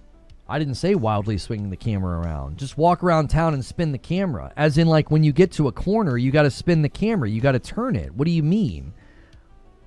I wasn't saying go around town and swing the camera like a drunkard. I'm saying, like, go around. Just move around. both this footage and the new footage on the PlayStation Japan channel, they both do the same thing the minute you're in town. Like, they don't let you see anything, and I don't understand it. It's like literally one of the things showcased in all the trailers is that there's going to be very, bustling towns and villages, and you can launch yourself with a tree and land in like a fortress and fight. Yeah, I wasn't meaning to say, when I said spin the camera, I wasn't saying like spin it like really fast. No, I'm not talking about that. Now, obviously, when you spin back and forth really fast, sometimes you do that to test screen tearing. It's not that you're going to be doing that on a normal basis, but sometimes it's a really good way to test screen tearing. Like, go back and forth really quickly to see if the frame rate of the game and the refresh rate of the monitor or the TV are not out of sync. Like, I believe when the frame rate of the game goes beyond the refresh rate of the monitor is typically when you get screen tearing. I believe there's other instances that cause it, but that's a good way to test it. I can get screen tearing with my capture card, so that's something that I typically do. You'll see me do a spin test where I slowly spin the camera and look for stutters, and then I do a quick back and forth to make sure I'm not getting any screen tearing. Lono's got all his Crimson Desert takes barreled up. I'm looking for him to crack open Thursday evening and enjoy the vintage. That's right. I don't see anyone is saying this looks bad on base PS5. Well, this is PS5 Pro footage. I'm looking at the Digital Foundry video now. I'm looking for a particular spot. This right here is your base PS5 footage. You'll notice the resolution significantly lower, and so is the frame rate. You'll also notice anytime they're in town, I'm telling you, it's like they won't let you see much. It's really, really bizarre. I'm going to the Digital Foundry video because I feel like the exact same thing. Happens in this one. Like, the minute they're in town and there's lots of NPCs around, it's like you don't get to see lengthy footage. It's like the camera keeps cutting. Digital Foundry does that too. Everyone does that to test frame stability. Yeah, the spin test is a common method of testing your capture method to make sure that you're getting good capture. I'm not surprised that it's lower on the base PS5. It's not the Pro. I'm gonna run out of patience for today with that response. This is like the 18th time we've had to say this. The base PS5 was marketed as a 60 FPS machine. Virtually every third-party game that has come out this year has done just fine with 60 FPS. Having to play a game at 30 FPS on the base PS5 is inexcusable. You can't be like, well, I guess that's okay. Like, the Pro coming to the market doesn't justify poorly optimized games hitting the base PS5. It just doesn't.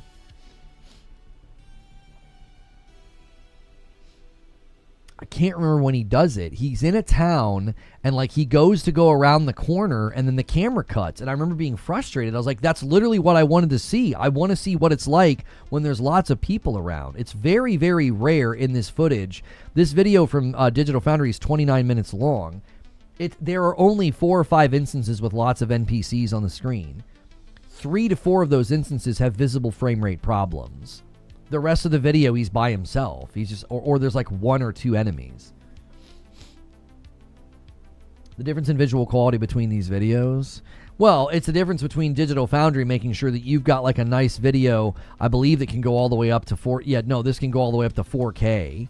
I mean, go all the way to 4K 60, and then a 1080 30 video.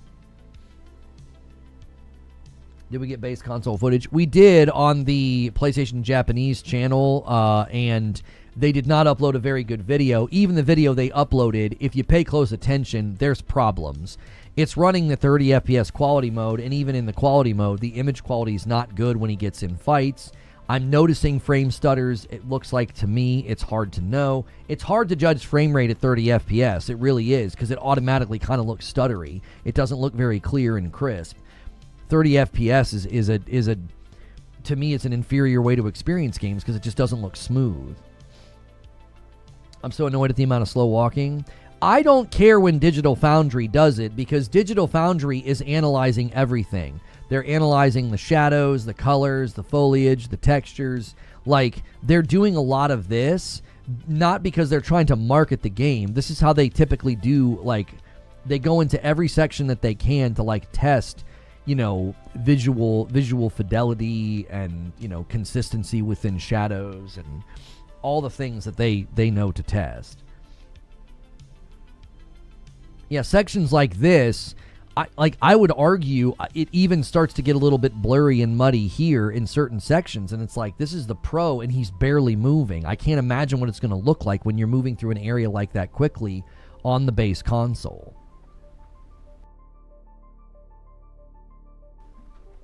Because typically that's when things get blurry and muddy, when there's lots of particle effects, when there's lots of running, when there's lots of foliage or lots of movement on the screen. That's when things tend to struggle with respect to image quality.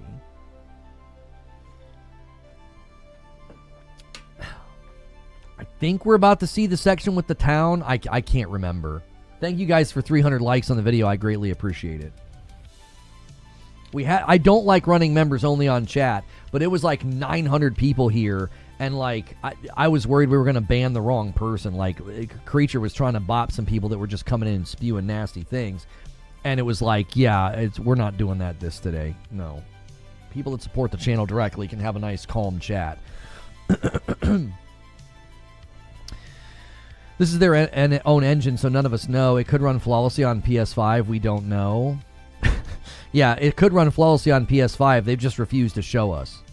And the footage that we have of it running on base PS5, it doesn't run flawlessly. But sure, in a matter of 2 days, I'm sure it'll all be fixed and run flawlessly on the base PS5. Yes. Only available footage is on the PS5 Pro. There's problems and performance issues on the PS5 Pro. There are frame rate issues the minute there's lots of NPCs around, for sure. Well, the base PS5 will be fine.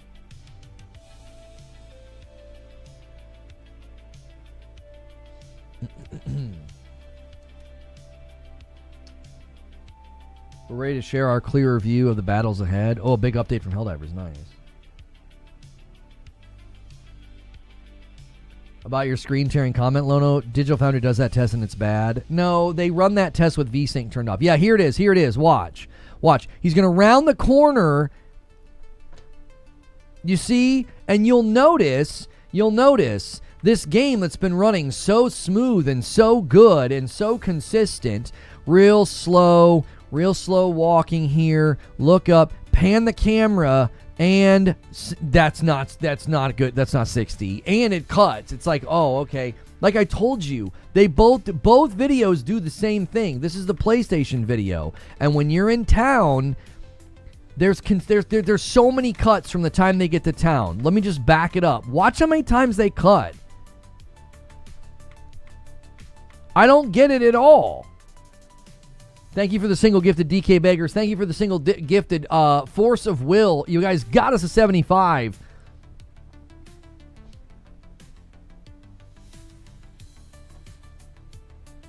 The Pro dips into the upper 30s in performance mode. There's no way I'd play this on the base PS5.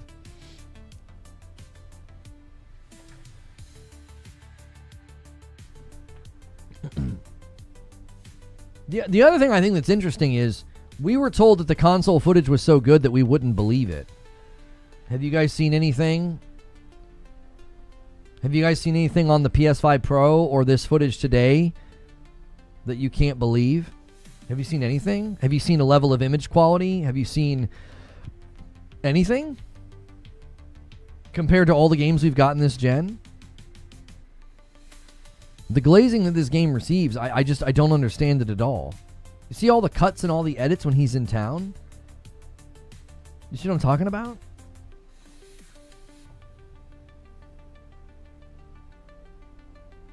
Wow, you put YouTube sub only? Yeah, you want me to do it here too? There was 900 people, dude. Chat was moving a mile a minute. Nobody could get a word in edgewise, and there were people spamming hate.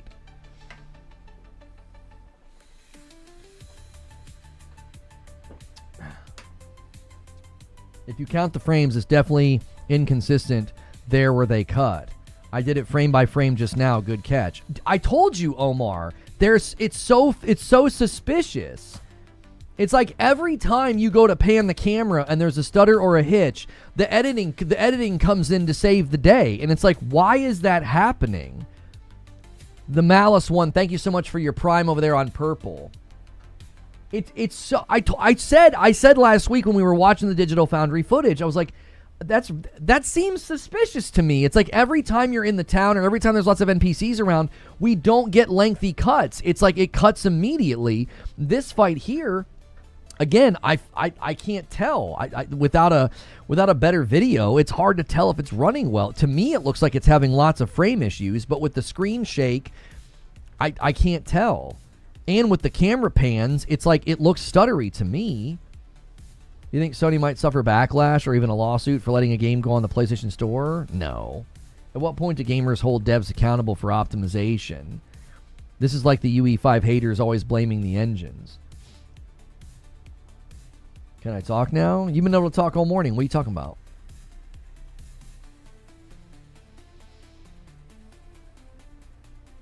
People will bash AC Shadows but praise this. They're basically cousins. I would argue that AC Shadows looks so much better than this on a base console. I bet you if you did a side-by-side comparison of like Assassin's Creed Shadows open world and image quality and performance, it would dog walk this. This doesn't look good at all to me. It only looks good when it's on the PC super cranked. It looks fine on the PS5 Pro when you're by yourself and not moving the camera very quickly. Outside of that, it starts to get muddy. It starts to get blurry. You start to get image quality issues. If the game ran to a point where they were proud on base consoles, they'd be showing this game from the mountaintops. This guy says, "You are the biggest crybaby ever." You say that crying in my chat, and go bedwet somewhere else. He was saying chat was bugging or something in Discord earlier. Oh, somebody else was saying chat was bugging out Incredible Black. That might have been a YouTube glitch. That wasn't anything that we were doing. Somebody else commented and said that they were having issues chatting. That was not us. Yeah, somebody else said it. It might have been YouTube acting up. Yesterday, I kept getting disconnected from YouTube chat and then reconnected in my browser. So I'm not sure if there's something going on platform-wide or maybe regional or something. My wife says the coffee was 10 out of 10 today. Nice.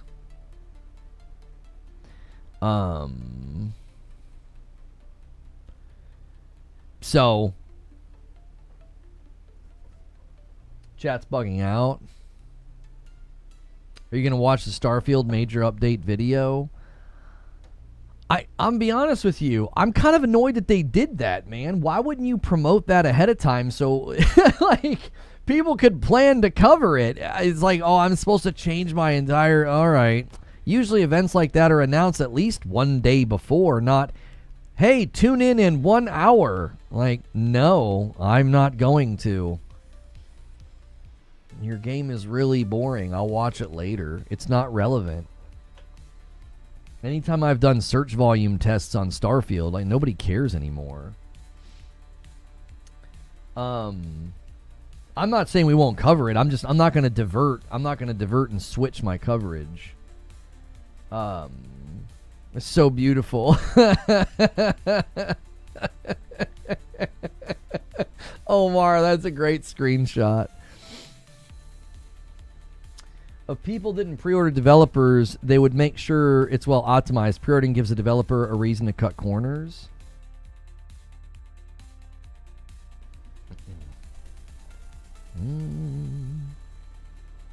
I missed your resub. DK Bagger, Force of Will, AOZ. Oh, I see you. It's Chill Will. My bad. You did it right before AOZ, so I didn't see it. Sure, it'll run, but is it optimized? And saying the video team needs to rest the week of launch is wild AF. Thank you so much. Well, he doesn't have a response, dude. What do you actually expect somebody in PR to say when you refuse to show people footage? Like, what are you going to say? I'm sorry we can't. I'm sorry we can't do what all these little AA and indie I think we should. Oh, for frick's sake. Well, then make me a thumb. Or do you want to just do it live, creature? I mean, we could totally redirect and then, I guess, cover it, co-stream it live. I have nothing prepared for that. I had no idea they were doing that. Creature thinks we should cover it. Oh, frick. I just moved my Twitch chat and it went huge on me. There we go. I think chat's acting up. Yeah, I don't know. Maybe that's why I missed your resub. I'm not sure.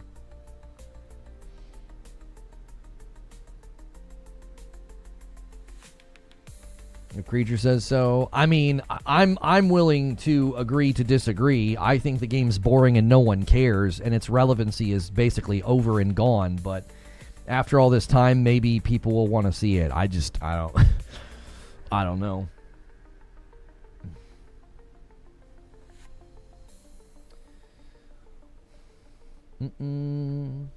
All good, thanks. It's possible that turning on the sub only thing mess with it. Pulling it up live, timestamp for search. Okay, we'll just watch it and then I'll timestamp, I guess. That's fine. All right, well, there's your answer. We'll watch it in 20 minutes. I mean, I guess to be fair, there's not much else to say about PSSR 2 just yet.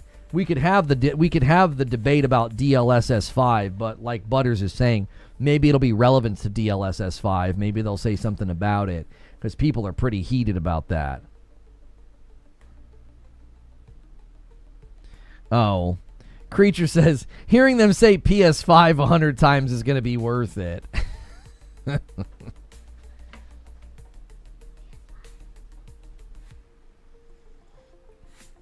Isn't this where they announced the PS5 version? Yeah, probably. People come here for news. You should absolutely watch it. All right, fine. Listen, me and Starfield don't get along, all right? We don't. Anytime I've tried to cover it or talk about it in the last year, nobody cares. So me and Starfield are not on good terms. We're not on good terms. It went from being the most talked about game ever to like the most tepid topic ever. The most tepid topic of all topics. Oh, here. Would you guys like to see what the game is supposed to look like? Yeah, here. Let's do it. Let's watch the video. Let's watch their trailer.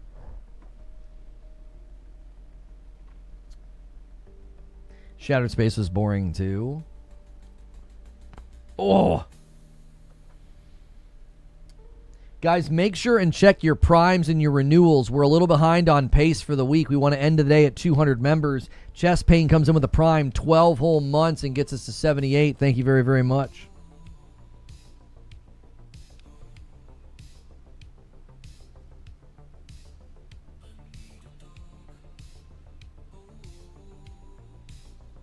Even if Crimson Desert is a PlayStation 1 looking slideshow, it'll be more fun than Starfield.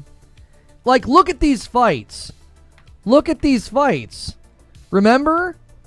It's like, oh yeah, there are typically not a lot of NPCs around. How do you think this sequence is going to run when you don't have like a really strong PC? Those sequences aren't even going to run well on the PS5 Pro. Here's another sequence with lots of NPCs around. Another sequence with lots of NPCs around. Do you see what I'm talking about? The marketing consistently puts you in positions of like, oh man, there's people freaking everywhere. This is a full game. There's constantly something going on. And then all of the footage is all the footage that we get is like this, like in like Digital Foundry's video and in the most recent PlayStation video. It's like just him by himself roaming around the countryside for like a quiet stroll.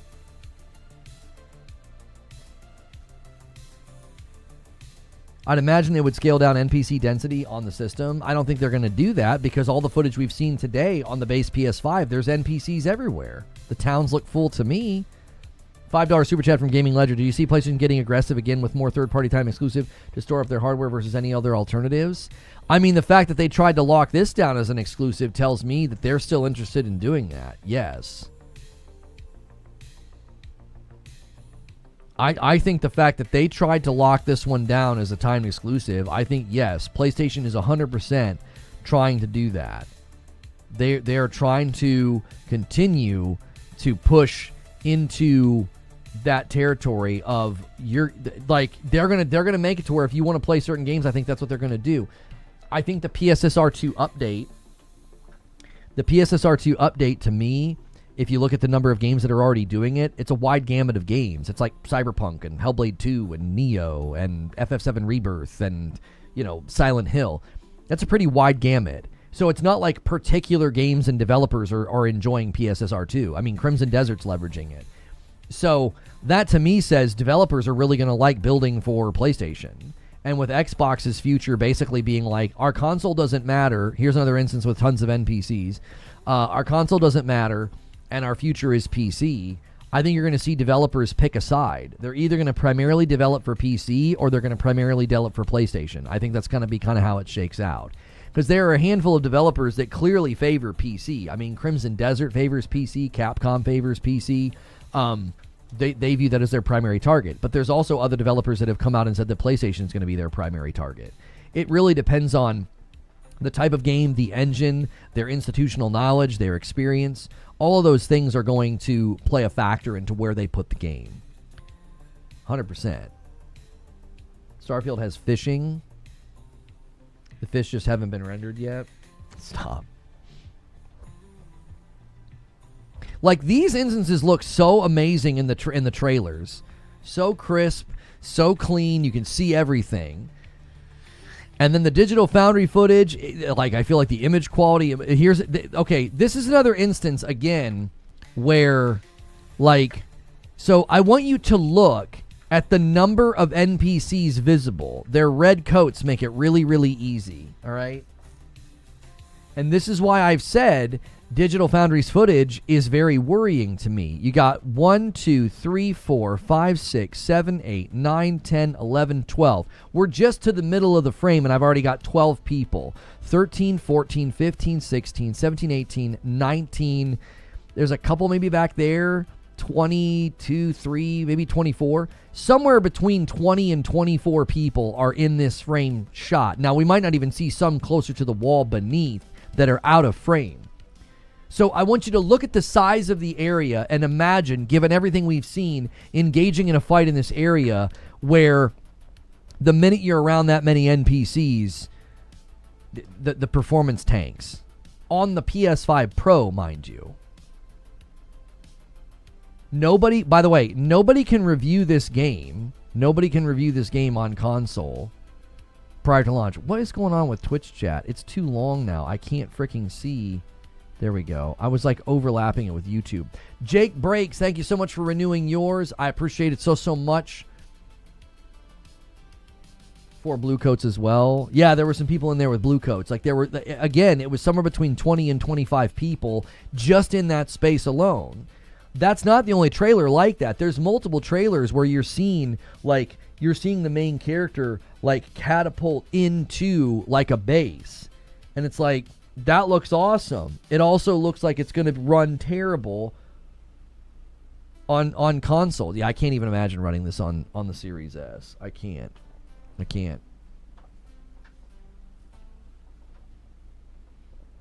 Series S owners aren't even going to bother. I mean, I wouldn't try and play this on Series S. I'm not hating. I just wouldn't even bother. Again, multiple instances in all of the trailers where they show... Wait, hang on. I meant to back that up.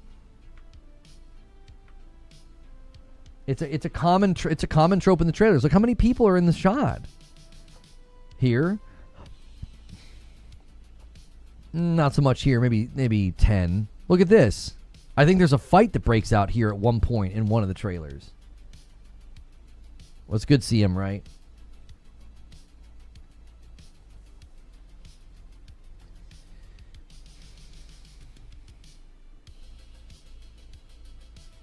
The Crimson Desert marketing cycle has put me through all the stages of grief. I'm finally to acceptance.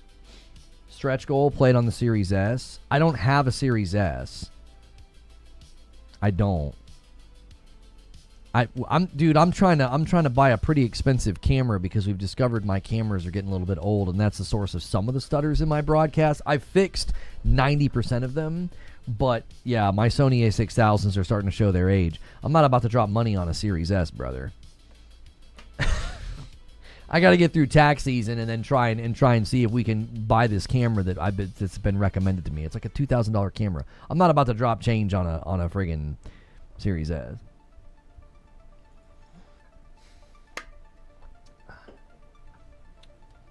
My thing with this game is that even if it can run perfectly on my computer, is it even worth my time? It looks generic. Everybody that has gotten their hands on Crimson Desert gameplay, okay, every single one has said the combat is amazing. It's a little clunky and clumsy because there's like a lot to remember, but like once they get their footing, they say the combat's amazing. They say the open world is really, really enjoyable. That's my frustration with it. In like 6 months, if the devs commit and can polish it and get it to run better on console, it looks to me like a fantastic game. That's what's been so frustrating, because people are like, you're just being a hater. You're just mad you didn't get a code. I'm like, I didn't try to get a code. I wouldn't have had time to review this game. My schedule's too full right now. I do not try to get codes for games. I do not try. I don't have time to review games right now. I don't. We have other things that we're working on in our off hours. I've got other projects and endeavors I'm working on. I do not have time for reviews right now. I'm giving you guys all I got. I'm giving you 4-hour streams every day. I'm giving you an hour of green room, and then I'm also uploading videos. A $10 super chat from Force of Will says, for Lono's new camera fund. Thank you, brother. So, like, yeah, camera's a better value because I want you guys to have the best possible experience when you're here. I want the quality of the stream to be as good as possible. So I'm willing to invest in something like that. I don't want to buy a Series S for like one stream. That's not the kind of content that I make. Anyway, I'm willing to do that Thursday. By the way, guys, I'm going to be streaming at 6 p.m. on Thursday so that you can see the game on PS5 Pro, on the PS5 base, and the Series X. I'm literally going to buy Crimson Desert twice, and because I want people to be able to see it. I want every single person possible to be like, and I think Series X serves a purpose. Like, if it ain't running all that great on Series X, then it's going to be very, very caution, like, hey, well, I don't know about Series S. The amount of copium of people who don't want to realize the problem that Crimson Desert is having by refusing to show base PS5 or Series X footage is incredibly suspicious. Well, and then they're going to point to the Japanese PlayStation channel uploading console footage for base PS5, but it looks terrible. The image quality is bad. The resolution is bad. It's running at 30 frames per second. Even at running at 30 frames per second, there's sections where we've noticed frame drops and frame hitches. And it's like, what in the world are we talking about here? This is exactly what we've been concerned about from moment one. Are you staying with Sony for camera? Yes. We added it. I added it to the wish list so that I wouldn't forget it. Which one is it? I think if you use the wish list command, you can see which one it is. It's like a Sony A something. I think Wired Rope recommended it yesterday. We're sticking with Sony so I don't have to buy a lens. I can buy a $2,000 camera and then keep my current A6000 lenses and just use those. A $5 super chat from True SSJ Havoc. I still got the base PS5 PC2, so I'd rather put up money to your camera than buy this game. Well, thank you. Being lied to by a developer about how badly the game has been isn't okay. Players deserve to know what they're buying. I think that's the strangest thing of all. I expect developers to do everything they can to make the game look as good as possible. I expect that.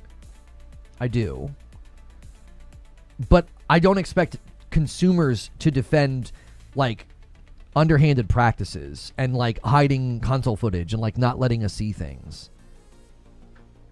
This pony won't even get out of the saddle for his camera. That's right.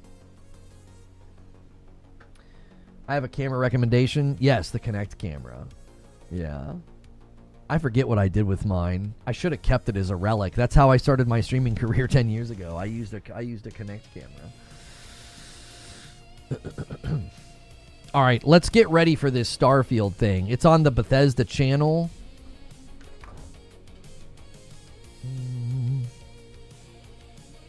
I think it's on. They said it was on the Bethesda channel.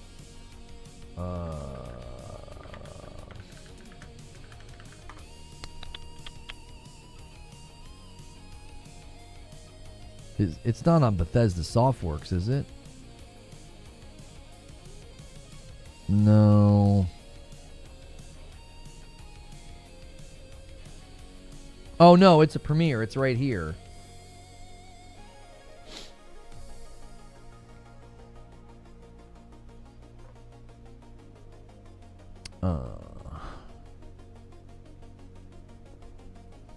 Here, we got to stop these. They'll all be making sound. There we go.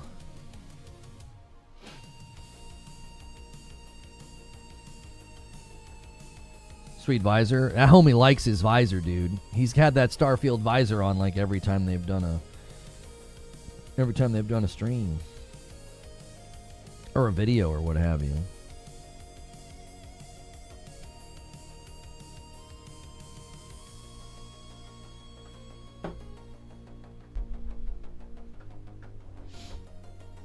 Is the base PS5 footage pre-day one patch? Just curious, not treating day one patch as a Hail Mary. They insisted they were still cooking. Yeah, I doubt it has the day one patch, Mikey, because they probably recorded that a day or two ago, would be my guess. Veldrain with a $2 super chat says, makers of pay to win BDO, you want them to be honest? 32 months from my man Charles Hawk, getting us 20 away from the first 100 of the week. We haven't had a 20 bomb yet. Somebody could lock it up. It's like a dealer showing the spec sheet of a Mustang Cobra to someone buying a Mustang GT. Hopefully this is a 2.0 treatment with PS5 launch. Todd Howard tempered those expectations. He said this will not be Starfield 2.0. It's largely made for, people who already like the game. I'm kind of surprised they did not market this further in advance. I mean, they've got like 4,500 people waiting. You know what I mean? We have almost a fourth of that already here. Like, I don't know. I don't know why you wouldn't have promoted this at least one day in advance to get more people watching.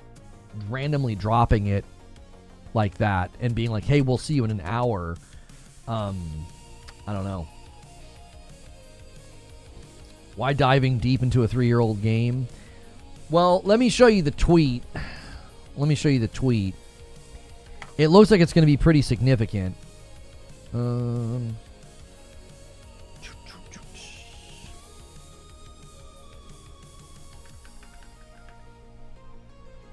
think Bethesda tweeted it, didn't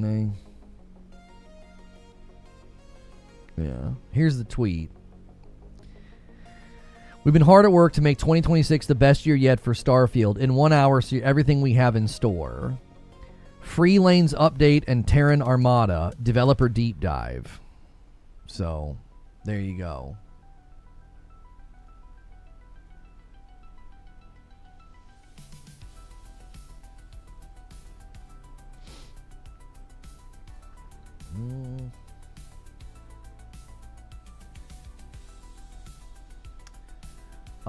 Yeah, I can open it back up.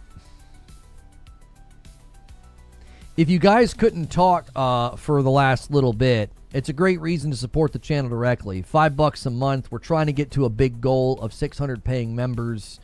I'm going to set it to at least subscribers, though. Put at least some barrier between us and the lunatics out there. Loading screen fix? Doubt. I think they're going to minimize. I think they'll minimize loading screens. I don't think they're going to necessarily fix them. There will likely still be, loading screens.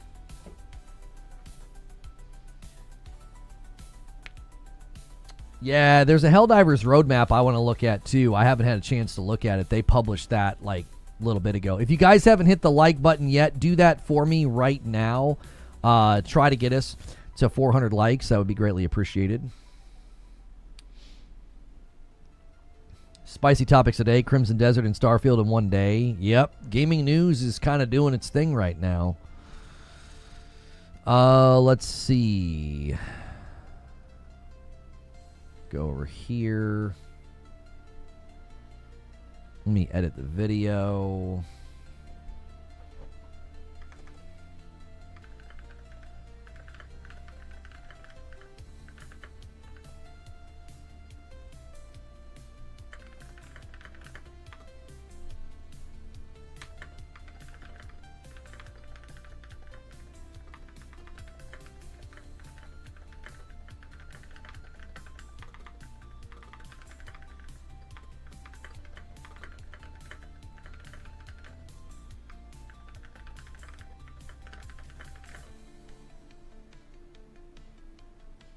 I just added it to the description. Yeah, Marathon's doing some kind of an update too. I noticed, you guys noticed, they're doing Duo Q as an experiment.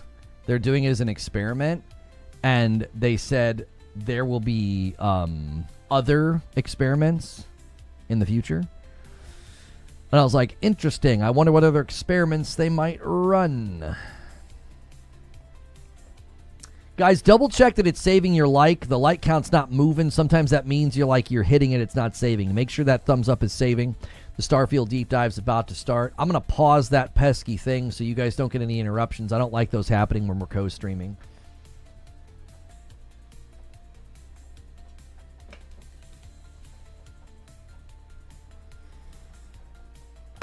I was trying to look at mods to entice me back. I found nothing good. I try so hard as a Bethesda fan. There we go. We got our countdown.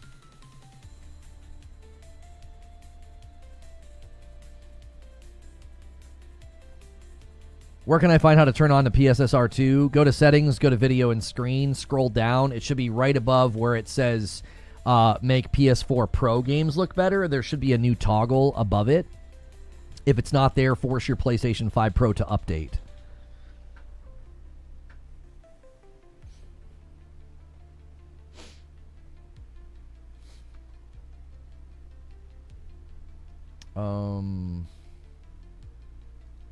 Hang on.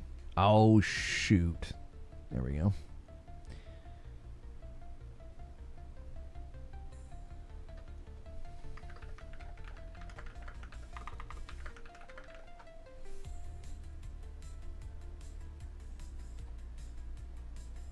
Still no PlayStation version. I think they might announce that today. We'll see.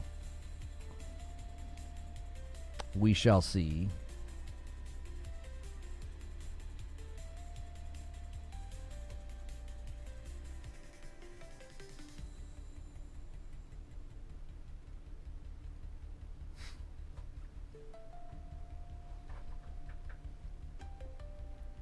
I'm sorry, this is just an announcement for me and Sarah. We are having a baby, a space baby. Okay. Okay, let's do this. I'll do this.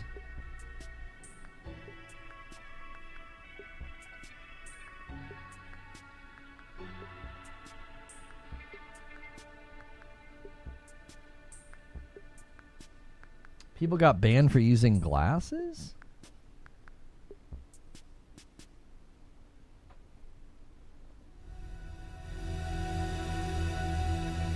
Among the stars, humanity can seem insignificant.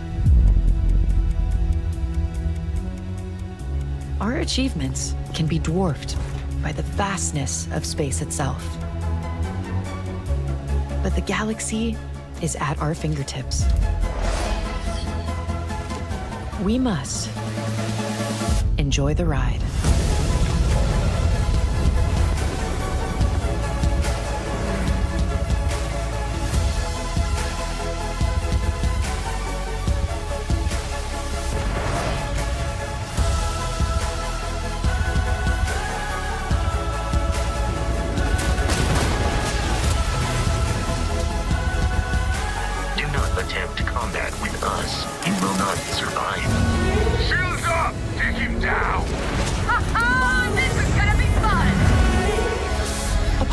Only as capable as their starship.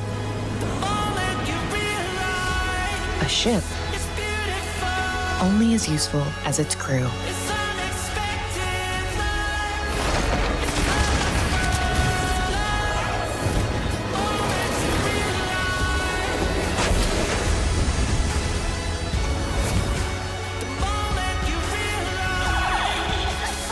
Together, you will find your place in the galaxy. But beware, others are claiming theirs.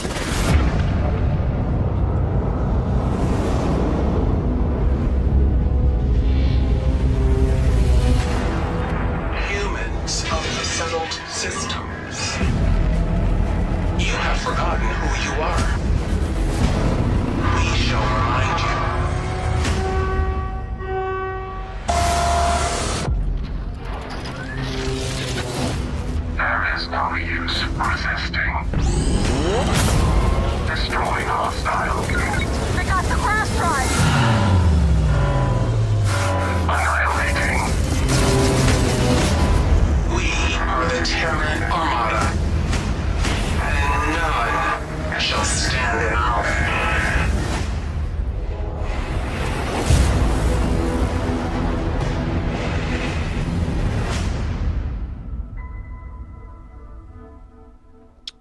Trackers Alliance Freelance, April 7th.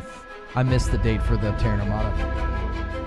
Starfield's grown so much since launch.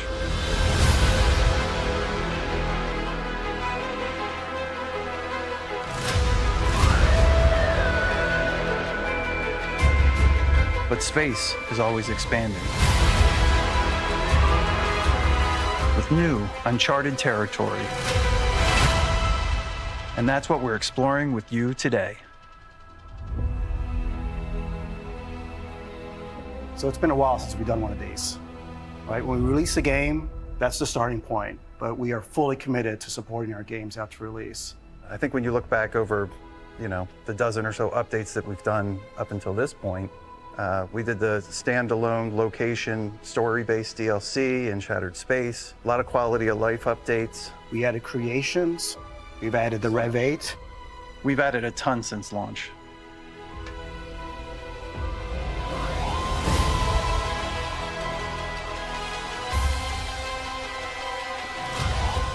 Starfield fans wonder what's coming next. We've been busy working hard on the next set of content.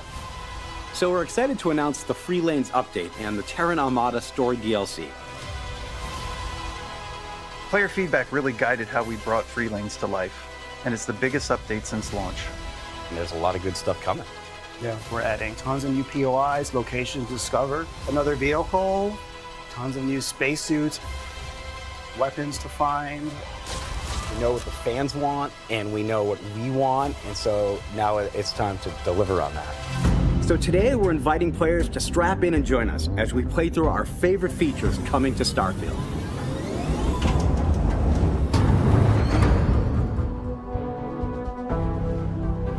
Interplanetary exploration is what Free Lanes is all about. It brings more to discover, giving players all new experiences mid-flight. Basically a cruise mode that we're adding that ramps up to speed to light years, and you just, zoom between planets. Really a core fundamental part of any space sim or space fantasy is being on your ship and flying from location to location. Let's get out there and do something new today. If we can travel to these places, what is the player doing? We can get up, we can walk around our ship, you can do anything you could normally do.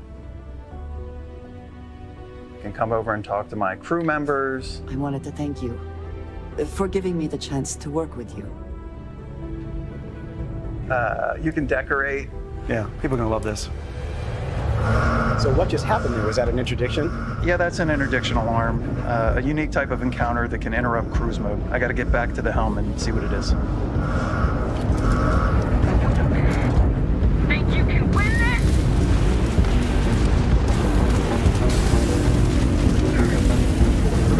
There are non-combat situations, there are kind of scary situations. Some it'll just be the wreckage of a ship. I don't know what that is, but let's go check it out. Really looking at the vast breadth of science fiction and space sims and what you can do. With any luck, the cargo they have on board will make this worth it. With Free Lanes, we added X-Tech. And it's sort of this mysterious new resource that visually it has similarities to some of the Starborn architecture. And you can use it to enhance your ships, but also like your weapons as well, right? Yeah. You can go out and you can find X-Tech, and you have an opportunity to roll for a chance to get that legendary effect that you always wanted. I always like explosive. I'm gonna roll until I can pick explosive. So now we have this top tier Grendel that I could have found in the game, but that wasn't enough. So we added 2 new quality tiers above advanced. So we now have a superior weapon quality, and then we added exceptional on top of that. So for those higher level players, there's still more things out there for them to get.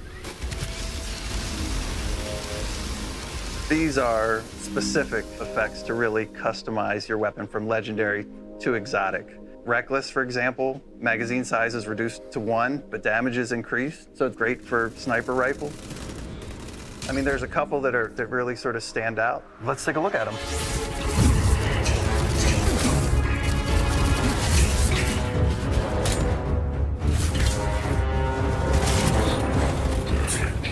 That's the ultimate space cowboy. Yeah, right. Check this out.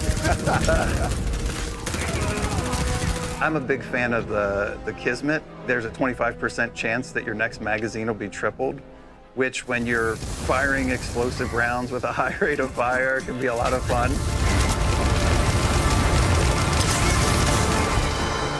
We did add a fair amount of skins. There's always fun. Yeah, the Constellation skin was very popular, so we decided to add it to a bunch of different weapons. And then we have the Neon skin, which can appear on a number of weapons.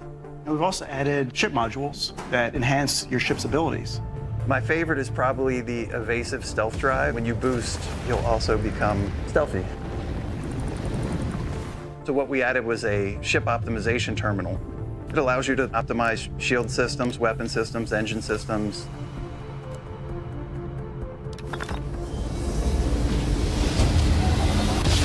You didn't put us into a planet, so we must be in the right place.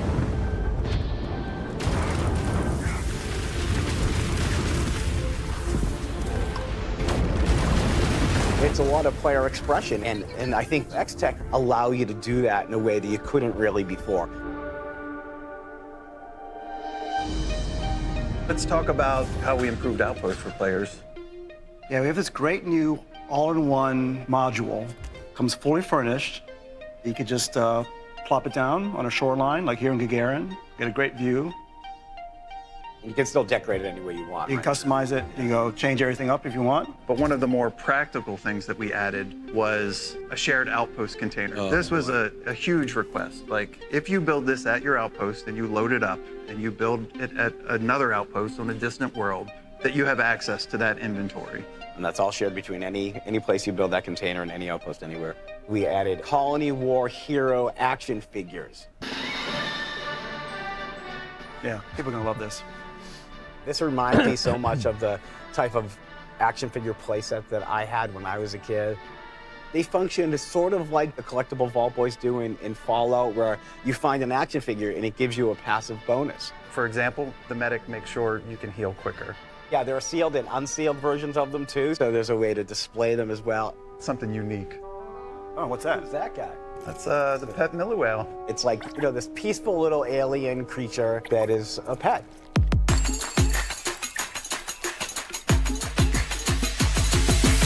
You know, just cute things to have around, like to brighten your day. It gets lonely out there in space. We wanted to be able to quickly see where their outposts were. And that's a case where the database came up. I mean, there are people who are going to love this because it's central location for everything. You can look at what you have there, you can track it right from there and go get more of that if that's what I'm looking for. So much easier to find the resources you need throughout the galaxy. It's huge quality of life upgrade. Oh, for sure. After you have all the artifacts, this mysterious prototype schematic will show up in the lodge. It allows you to build this quantum entanglement device, which now lets you take inventory items through the Unity. When you go into the Unity, it is a sacrifice. But then there's the gameplay reality where I've spent hundreds of hours. I don't want to give up everything. So it's our way of recognizing that players might want to take some favorite items with them, and they can use their quantum essence to do that. It's literally a loophole to make going through Unity a little really less is. punishing. Yeah. Yeah. One of the things we added was now when you defeat a starborn ship, it awards you quantum essence. Engines fried. The target, I mean. You can use that quantum essence to upgrade the capacity of your quantum entanglement device. So I'll go ahead and I'll increase the capacity a little. It explains that the maximum capacity is 200, which is a good size inventory. So there's a number of new weapons that we added. I'm going to keep that. I take my favorite action figures through. That's what I wanted. I can take my Astra through. You're always going to need Digipics.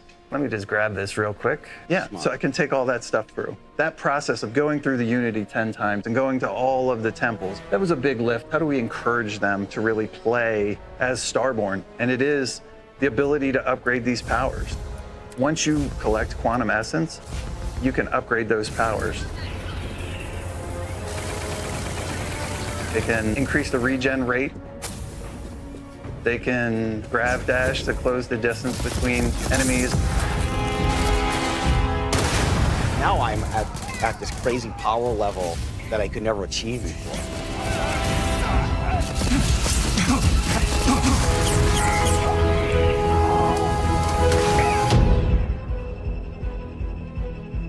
there's even more to free lanes that we haven't touched on yet. Anchor Point is a new star station, and it's where we kick off a lot of our new quests. There's a ton to discover here.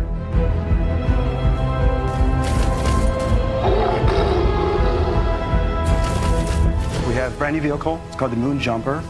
It can boost for days, so you can almost fly this thing. And on a low gravity planet like this, get a lot of airtime. So we do have a new companion. So you see the Model G here, super cute. Watching him kneecap somebody, like as they just have a little tick of health left, just makes me laugh every time. He's not the only crew we added. So Maria can join up with you and be part of your adventure with you. I like to think I was part of a group, and I murdered all the other children in the womb. So you've got new allies, but you've also got more challenging foes. New enemy traits will force you to rethink how you approach encounters.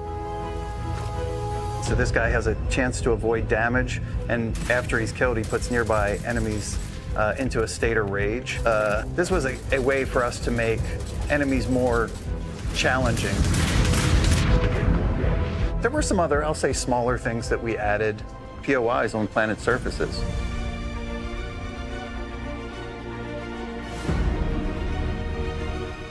We added photo mode vehicle poses for the Rev 8. And lots more stuff, including your new home away from home. This is incredible. It seems simple, but this is incredibly exciting. Players had millions of credits. What is there for them to buy? The most extravagant thing in the game. It's a mansion carved out of an asteroid. How cool is that?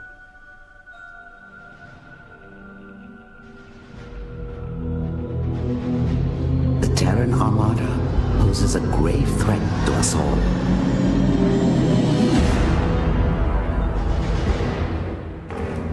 In this DLC, you'll face the Terrans, an advanced militant force with their own vision for the settled systems. So the Terran Armada is a faction that left the settled systems during the Colony War. The Terrans don't seem to be known for their survivors. It is our sworn duty to uncover their plans and put a stop to it. They had issues with both the United Colonies and the Free Star Collective. They consider themselves to be the true children of Earth. The DLC is going to challenge players to rise up against a full-on armada.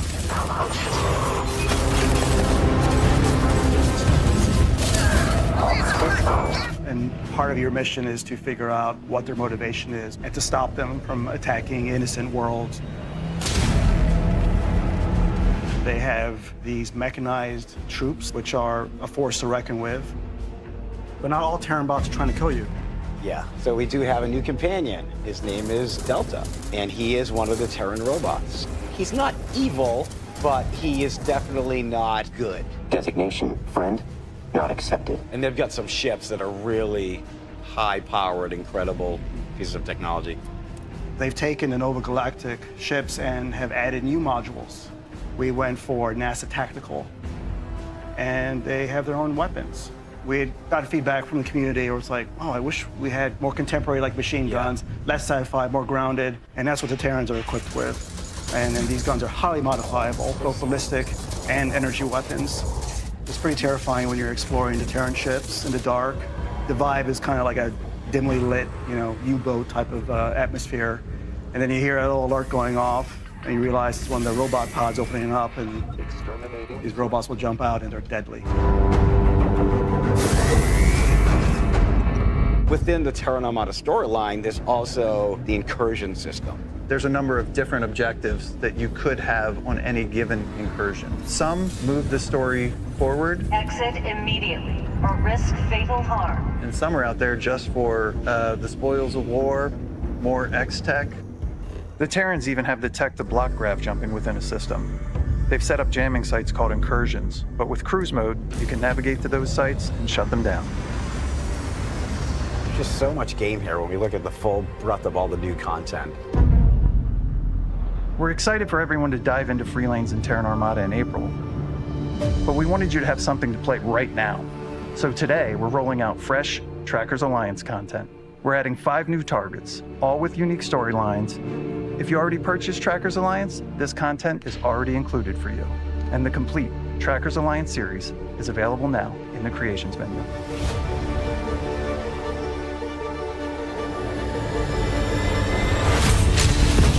I think we're just excited as fans of Starfield to get this into our players' hands.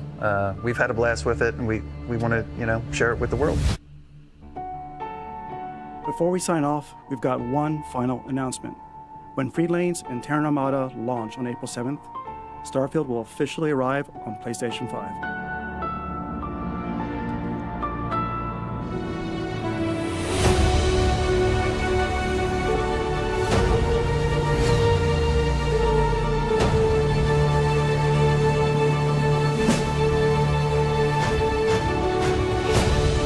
Thank you for joining us on this journey. There'll be more to come, but till then, we'll see you out there among the stars.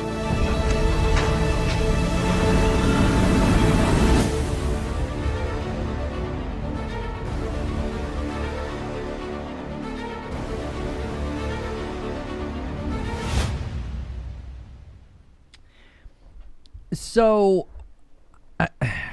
the thing that always bothers me about Starfield is it looks like a game that I would love, and I'm just like, I just couldn't get my footing with it. I was just bored. Like, I look at the armor, I look at the guns, I look at some of those setups and fights, and I'm like, yeah, I should love this. I'd probably like it more if it was co-op, like if I could play it with Madam, because we're really enjoying Power World. I think there's elements of this that we could enjoy, building our ship, building a settlement or whatever. So it's certainly hard to play a game like this by yourself, especially given the size of it, if you're not super enthused and having a great time, which I just never really did. I just never really had a super good time with it. Thank you for 12 months, J Hart. So, like, I always struggle. I don't know how to respond. Like, I watch all that and I'm like, I think this all looks really nice. I think this looks good for the people that like it. I think it looks like it could be a really, really fun time. But then I'm also like, I'm pretty confident I'd be bored out of my dadgum skull. Like, I'm pretty confident that I would not enjoy this. I would be bored. I wouldn't, the gunplay still looks hit or miss. Like, sometimes the gunplay looks going, like, it goes from looking like really, really good. Hang on, let's do this. The gunplay looks from like going like good to like, I don't know, it just looks dated and clunky. Is it Sunday yet? Yeah, is it Sunday yet? Remember all the hate I got for saying it was going to PlayStation 5? Here, let's see this image that we got.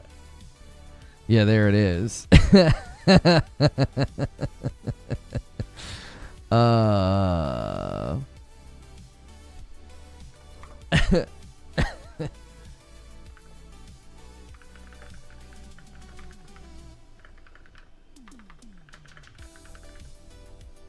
Starfield on PS5. I was so shocked.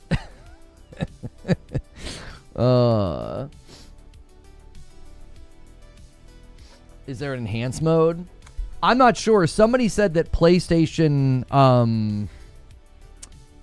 put out a blog post. Did they say anything about enhancements, PS5 Pro? Did PlayStation say anything?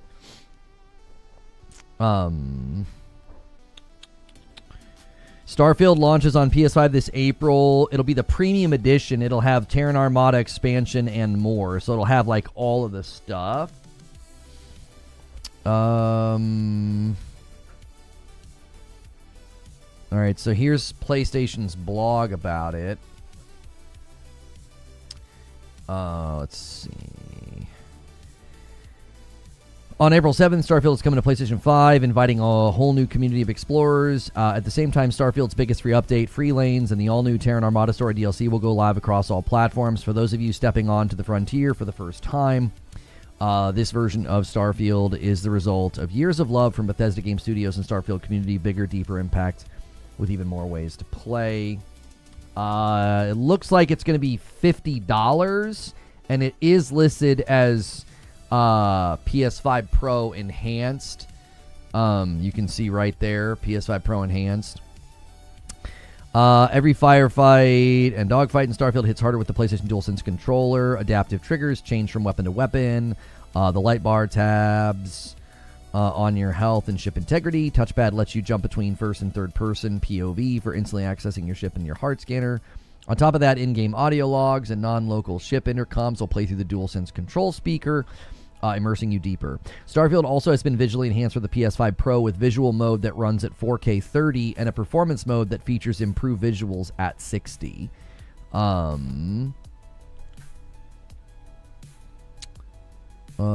Okay. The Free Lanes update is built around Starfield's core values, rewarding exploration, allowing deep, meaningful customization, and making the experience smoother than ever. And you get lost among the stars, following your curiosity and crafting your own story. Oh, it's $70 for everything. The base game is $50. So if you want like the bundle, Free Lanes touches nearly every major element of the game. Expanded space travel options that allow you to freely fly between the planets within a star system. New space encounters have been added, and encounter frequency has been increased. A new resource has been added to give you even more control over your gear and ship customization. New options for upgrading your starborn abilities and bringing your favorite gear with you into New Game Plus and so much more. With Free Lanes, the settled systems are more alive than ever. All you need to do is pick a direction. Then there's the Terran Armada. I'm going to be real with you. I think the Terran Armada vibe is excellent. I do. I think it's an excellent vibe. Like, the iconography, the font, and these robots, and the colors. I actually think it's a really, really cool vibe. It feels very Star Wars adjacent, and I like that. I know people want aliens. I also like that they were adding more grounded, modern weapons.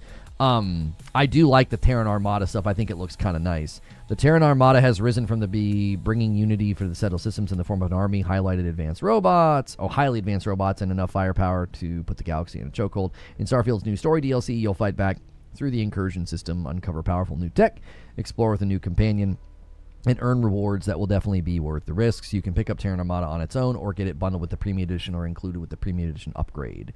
Trackers Alliance Creation Bundle. Starting at launch, you'll be able to jump into the Trackers Alliance Bounty Arc, available for purchase through the Creations menu. The Bounty series is complete with 7 unique high-value targets to track down and deal with however you see fit. Each entry is self-contained story full of tough choices, memorable marks, and pursuits that will take you all the way across Starfield systems. Mark your calendars for April 7th, and you'll see you in the settled systems. There you go. There you go, boys. Shocking revelation. You know.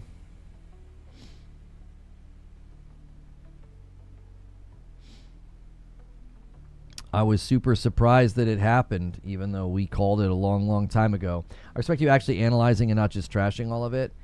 I think that's what's always made it hard for me, Yanadid, is I look at Starfield, and on the surface, I'm like, this is a game that I should love. Like, the vibe, the armor, the loot, the guns, the space travel. Like, it's a game that I should love, and I've just never been able to get into it. I started to turn the corner, and then I played Phantom Liberty, and I was just like, I don't know. I just felt like Phantom Liberty was a superior product. Yeah,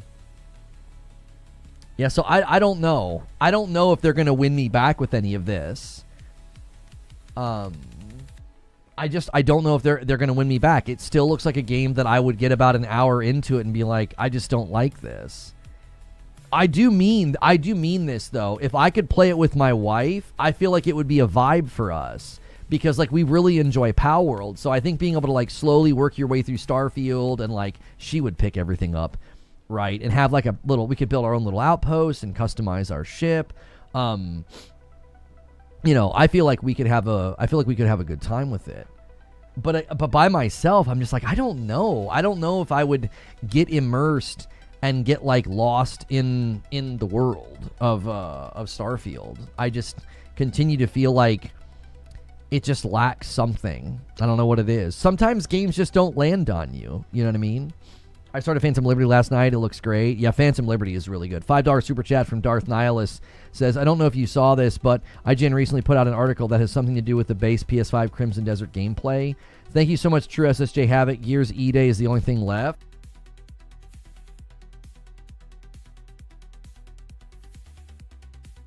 You don't want Madam near the robot companion. She'll overburden him. She will.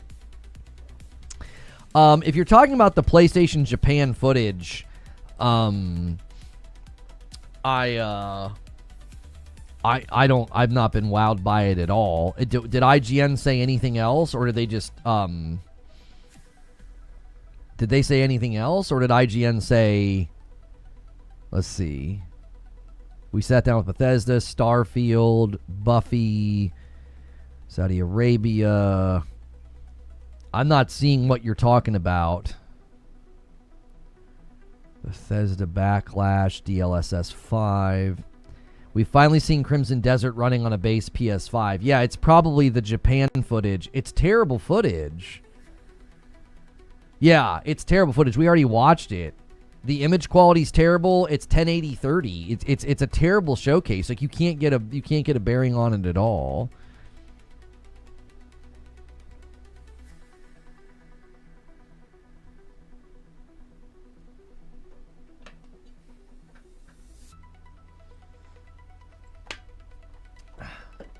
Crimson Desert is gold. Yes, it will have bugs, but the gameplay is smooth on PC. Smooth on the right PC. Melissa says the prices for Starfield editions are laughable. What's your issue with them? Like the base game is $50. If you want everything, it's $70. You don't think that's fair? I don't think that's bad at all. I think the base game being $50 is completely reasonable after all this time. Game's been out for a long time.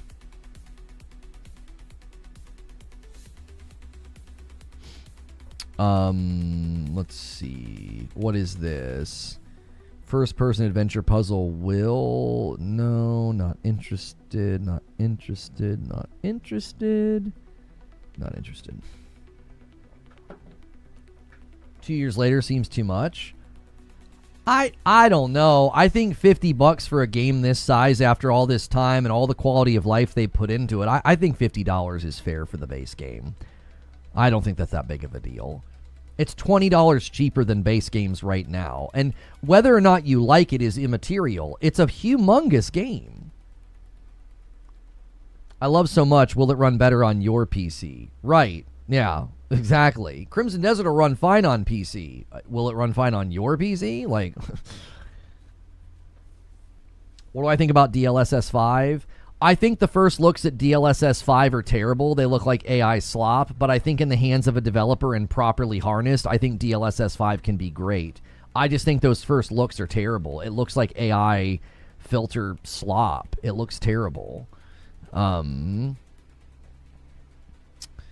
So, 70 for the base game with 2 DLCs is a great deal. Yeah, I think that's fine. They lowered the price to 50. I thought I remembered it being 70. Zinthos, what are you talking about? Are you talking about a different game? Starfield on the PlayStation 5, the base game is going to be 50. The game with both DLCs is going to be 70. I think that's more than fair. I don't have a problem with that at all.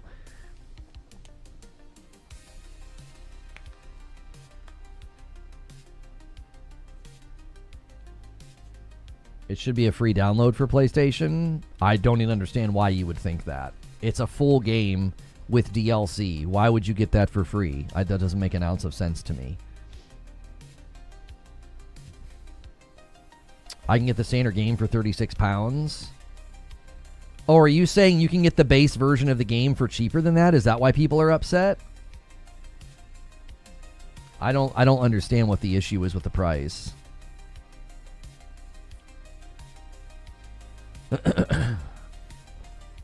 Thank you guys for 400 likes on the video. Make sure and check your upgrades of your memberships or your renewals or your primes. Also, if you've never done a membership before on YouTube, consider helping us out with a big goal. Hit the join button. For $5, you get a badge and emotes and into my Discord.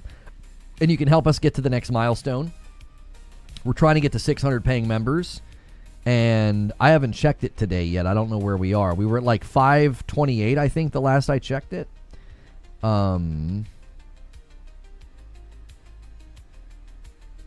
We are still at 528, so thank you everybody who made that possible. And thank you to everybody who watched our PSSR 2 video. It's crushing. It's one of our most watched videos out of the last 10. I appreciate everybody doing that. Thank you for the strong turnout this morning as well. We really, really appreciate the support of the channel. Recently, you guys have been doing a lot of return watching, like you sub or you hang out and then you come back the next day. And we greatly appreciate that. Looks like Marathon pushed out a patch for item economy, punishment, combat. Looks like you're not going to be able to steal from people once they're exfilling. That was a frustration that people were having. I still wonder if they're going to experiment with PvE. They said there's going to be future experimentation. Way too many patch notes for me to read. It's extremely long. Pause.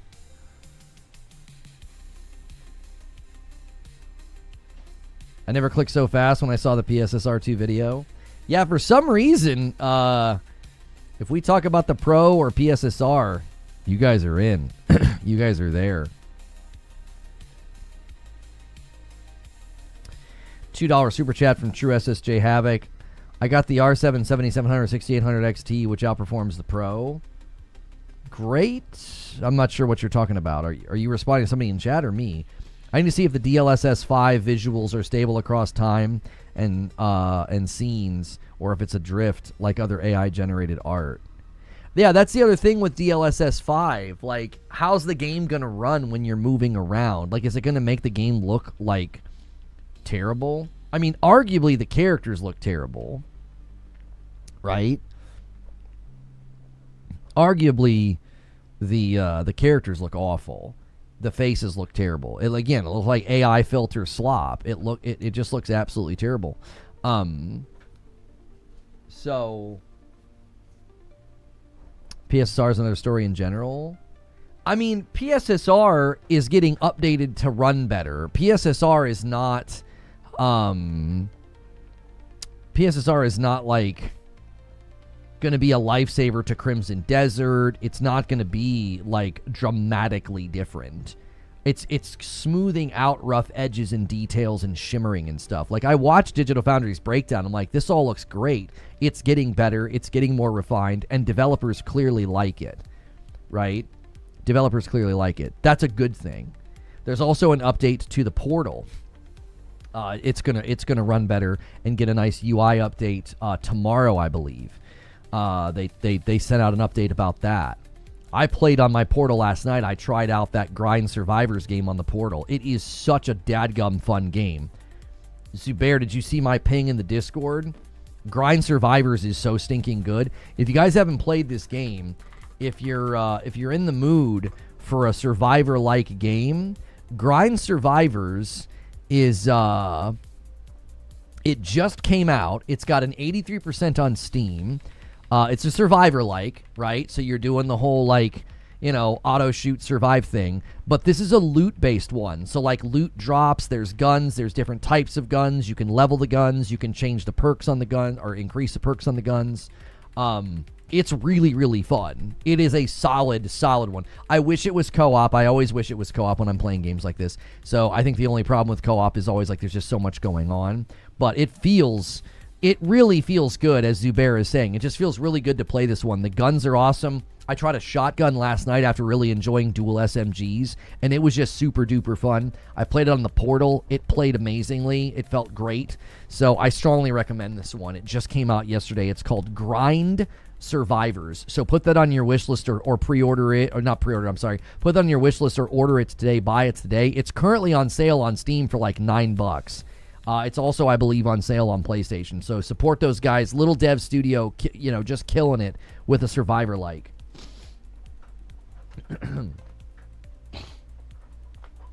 I like to promote little games like that just nail the fun factor. It's just so. I was immediately like, oh, I'm in. One more. I think it's better than Soul Survivors. I didn't like Soul Survivors that much. After a while, Soul Survivors I don't know what it was about Soul Survivors that I didn't like. It's not that Soul Survivors is bad. It's that this game is so much better. And so is Deep Rock Galactic Survivor. And so is, what's the one on PC that I like so much? I think right now you can get it in a bundle with that game. I believe you can buy a bundle of Grind. You can buy it in a bundle with Hordes of Hell. It had another bundle as well, and I'm not seeing it now. What was Nimrods, I think? I think Nimrods is another really, really good shooter survivor that you can check out. It's got an 85% overall. This one just struck me as they were going to do co-op because they put the 2 characters on the artwork. This is another really fun one. I think Deep Rock Galactic Survivor is the best Survivor you can play. I actually like it better than Vampire Survivors. And this one's also really, really fun. Gun-based, like level the guns, bring the gun with you next time you hand it to your drone. The fact that it can have a drone with you, I'm kind of surprised they haven't added co-op to this one.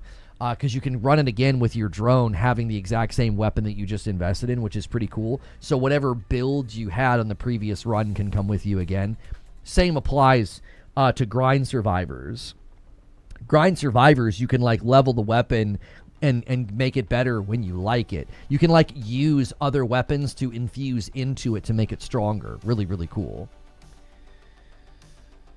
Soulstone Survivor has that generic high guard art style. That's why. Karate Survivor is really, really fun. Yes, another great Survivor game that you should check out. Any word on Deep Rock Galactic Survivor coming to PlayStation? I think they want to. I think they're working on it. I just think they had to justify it and make some money. I believe the game has done very well, so it should be fine.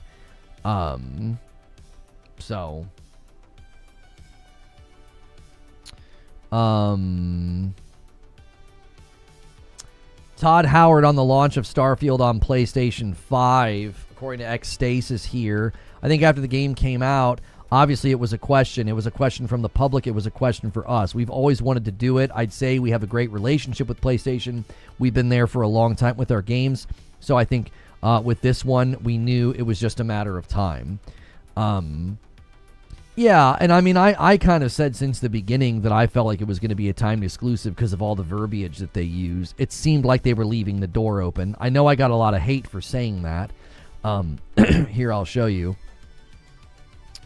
Starfield PS5 Reforged Gaming. We'll see if we can find my video about it.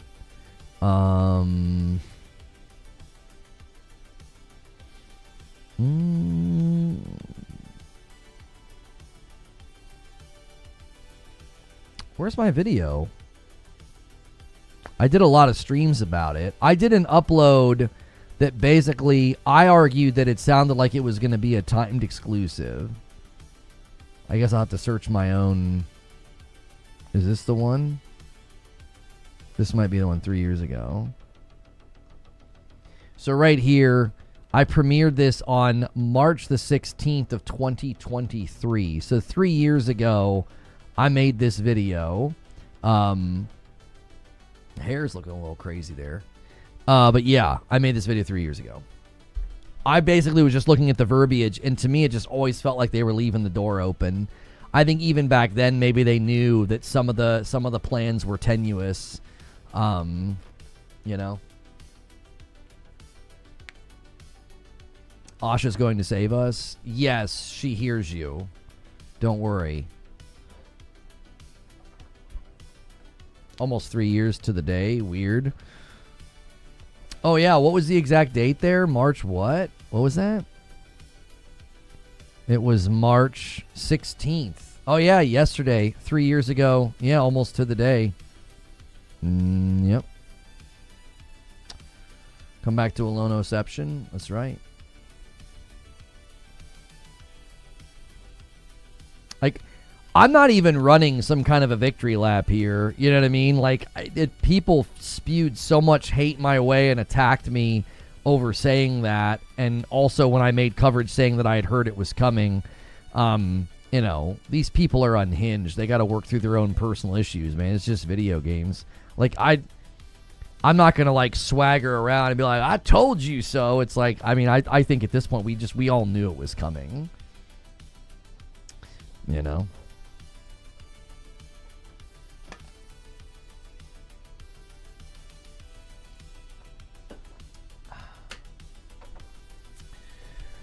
It's been over 4 years. It's been over 4 years.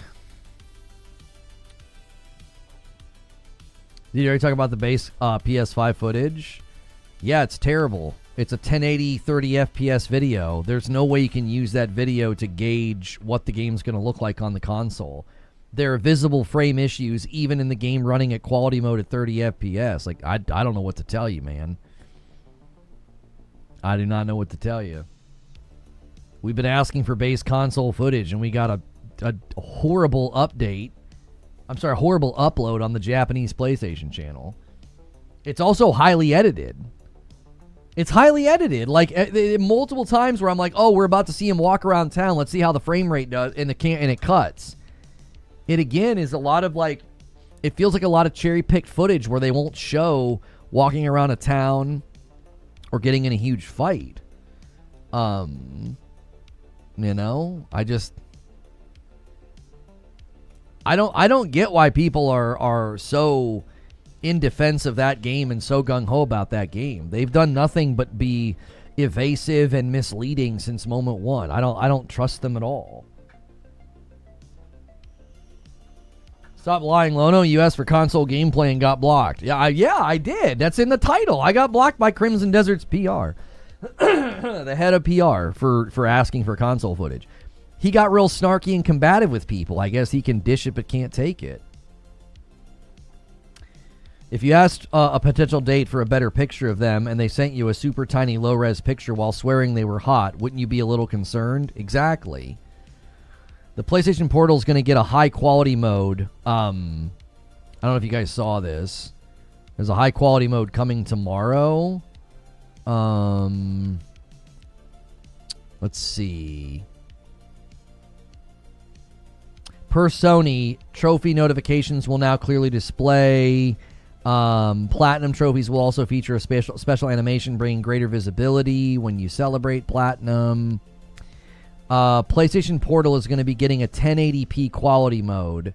Players can now select 1080p high quality mode during remote play and cloud streaming. This new mode enables players to enjoy games at a higher bitrate compared to the default 1080p standard mode, providing a smooth and high fidelity experience. To enable the mode, you're going to go to quick menu, max resolution, and select 1080p high quality during remote play. You can apply the change and restart remote play cloud streaming. So yeah, you're going to be able to get 1080p on the Portal, and people were excited about 1080-30 base PS5 console footage. People are like, yeah, 1080p, 1080-30 is fine. Yeah, I'm going to be able to get 1080-60 on a dadgum handheld playing through the cloud or remote play. All right. Portal's getting more value. PS5 Pro has more value. PS Portal has more value. Two things that we were told were scams and DOA and stupid by haters. It's very interesting how that all played out. I wonder how they're feeling now. I wonder, you know, with those rising RAM prices. PS5 Pro is an overpriced scam, and the PlayStation Portal is dead on arrival, stupid, unneeded, whatever. And now they're like the two pieces of hardware that are going up in value. The footage looked okay. Lighting wasn't amazing, but I thought it was good. I'm not going to try to tell anybody that they're wrong. I mean, that's your own, you know, opinion. I thought it looked terrible. I heard that Yote is coming to PC. Clock it. Huh? What are you talking about? We heard recently from Bloomberg that they're not doing PC ports anymore. I don't know.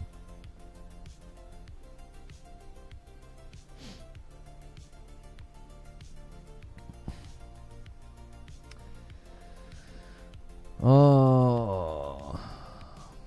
Lono is the Tupac of video game hosts. I don't know what you mean. It definitely looks terrible. You got a rude awakening. Yeah, just a heads up for those of you interested in Crimson Desert console footage. I will be streaming the game. I normally do not do this. I will be streaming the game on base PS5 and the Series X and my PS5 Pro. I will be doing that on Thursday. I typically do not stream in the evenings. I already spoke with Madam. I was like, I think we need to do this. People are going to be starving for good footage. We stream at a very high fidelity. We stream with the AV1 encoding. It'll look very, very good. You'll be able to make a very, very informed decision. Yes. Being too pushy? Who's being too pushy? Sony walking back PC ports, but is it too late? What, too late for what? What do you mean? Lona, are you worried for Nixus? I'm happy about PlayStation keeping exclusives on the console. Just wonder about Nixus. Well, they made the decision, and Nixus has been helping with Saros. I also think Nixus is a much higher skill value than Bluepoint. Like, no offense to Bluepoint, but like Nixus could do a lot of good things for PlayStation. They could help bring PC games to PlayStation and like work with AA and AAA studios that make their games for PC first, so they could be a great bridge of cartilage between those two. You know, they could help with games like Saros come to market better, quicker, more efficiently.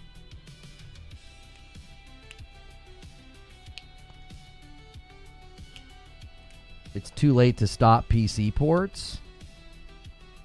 I don't know what you mean too late to stop PC ports. It sounds to me like, according to Bloomberg, PlayStation has determined they will be no longer porting their games to PC. What you guys are saying is nonsensical. What do you mean? I don't know what to tell you. Lono, stop making making me buy more games. Now I have to get Grind. Oh, Grind Survivors. Well, get it on sale and play it later. It's a great sale price right now. Crimson Desert will be Game of the Year contender. Clock it. Should we clock that along with you telling Yote is coming to PC? Like, do you want us to put those in the same shelf of bad predictions?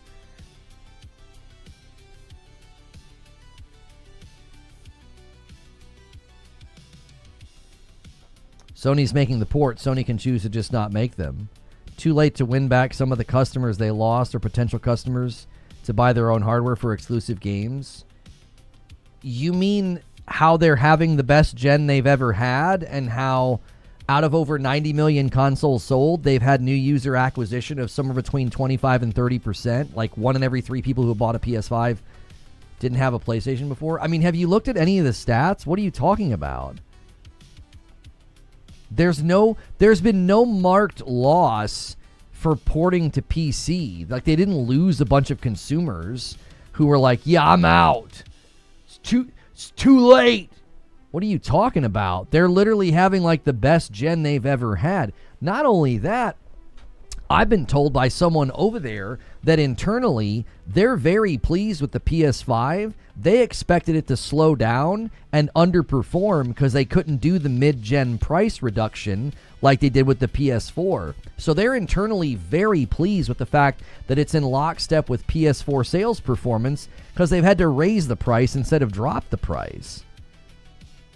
I feel like some of y'all watch content creators that just bend over and speak out of their rear end, and then you just regurgitate the fecal matter in my chat, and it's like you didn't think through any of that. You just repeated something that you heard. Like, you really genuinely think that like PlayStation's in a bad spot because they put some games on PC?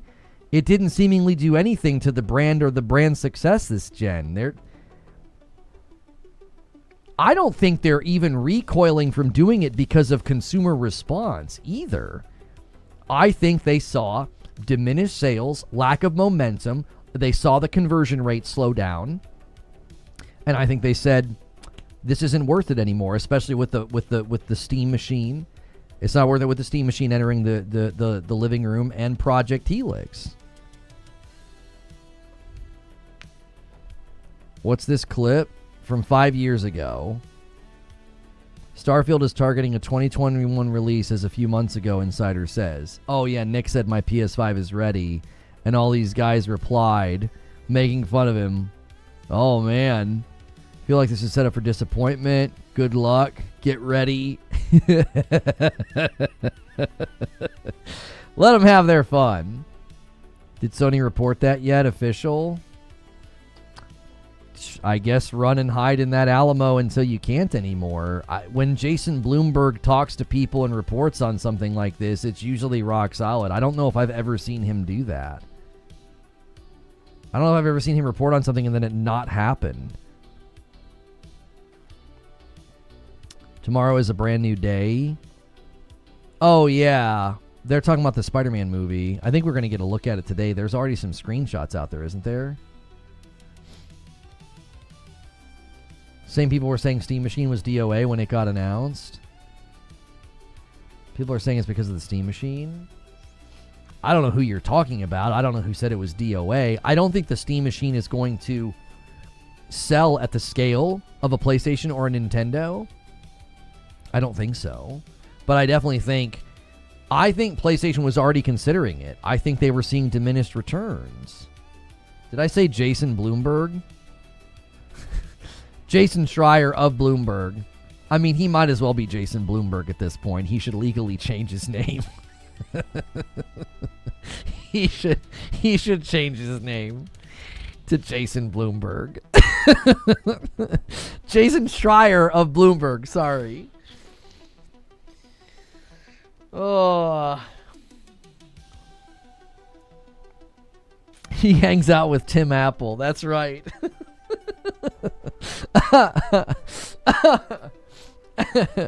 And Satya Microsoft. They're all good buddies, you know. Let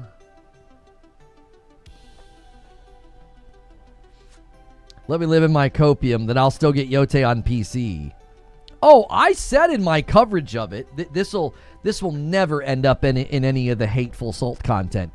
I said I was bummed. It didn't bother me at all that PlayStation games went to PC. I was bummed. I was like, I wanted more people to play Yote. I wanted more people to play Saros. I kept telling people to buy Returnal and Tsushima. It was never an issue for me. I was like, as long as they prioritize the hardware and the games are optimized and they tap into the tech and we get excellent games like we got with like Spider-Man 2 and stuff where they were tapping into the tech of the PlayStation, I was there. I was like, dude, do it. Do it. I have no problem with it at all. I was bummed. I like good games getting played by more people. I mean, that'll never, no one will ever see me saying that because that doesn't jive with the false narrative that they like to spread. It's like, I'm here to tell you, if building for one platform first and going to other platforms, I think is a winning strategy for the games themselves. PlayStation determined that it wasn't the strategy that they wanted to employ going forward, which that's fine. I mean, it's their stuff. I don't have any say. I just get to react as a consumer. Will Sony delist their games on Steam? I don't think so.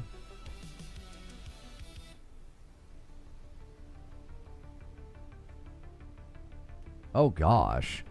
Arc Raiders Embark Studios has mutually agreed to part ways with the co-founder, Rob Runison, following public allegations he engaged in misconduct with a popular finals streamer.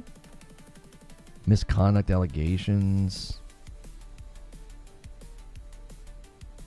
Embark Studios, the dev behind Arc Raiders and Finals, has mutually agreed to part ways with the co-founder following public allegations that he engaged in misconduct with a popular final streamer, as well as an external legal investigation that Embark claims did not substantiate the allegations. What? Why would he leave then? The allegation shared by an anonymous person first arose around a month ago via final streamer Belize, who read them on stream. The anonymous allegations were later shared through multiple Google Docs viewed by IGN. In summary, the anonymous person claims there was contact with a popular female streamer in the finals who allegedly spoke to them frequently about engaging in romantic and in a sexual relationship. The anonymous accuser says the female streamer reported becoming increasingly uncomfortable with his requests for conversations and favors, as well as concerned about the potential conflict of interest that it presented. Yeah, I can't imagine what that's like when members of a studio fraternize with streamers. I wonder if that's ever happened before. Anyways, but they felt that they could not push back due to becoming financially dependent on the promotion of her streams. The anonymous accuser claims they eventually went to Embark community lead to report the behavior, but was not made aware of any action being taken. Update. IGN spoke with the streamer in question, who declined to comment on record, but stated that a number of the allegations circulated were out of context or misleading. So the streamer is saying that some of the accusations are out of context and misleading. So that's the streamer saying that. In response, Embark says it parted ways. Our leadership team was recently made aware of the allegations. We took these matters seriously. As part of our process of addressing these types of allegations, we immediately hired a law firm to conduct an external investigation. The investigation did not substantiate the allegations, but we found the situation unsustainable. Oh, for... Can you imagine? Like, I begged for an investigation. I would still love for there to be an investigation into all the nonsense and false claims made about me. This guy got an investigation, and they're like, yeah, we can't substantiate the claims, but we're just going to part ways. Oh, my gosh. Ain't that the way it goes, boys? Ain't that the way it goes? He probably initiated and was like, I don't want to hurt the game or the studio. I'll walk. Like, give me severance and I'm out. Like, ridiculous.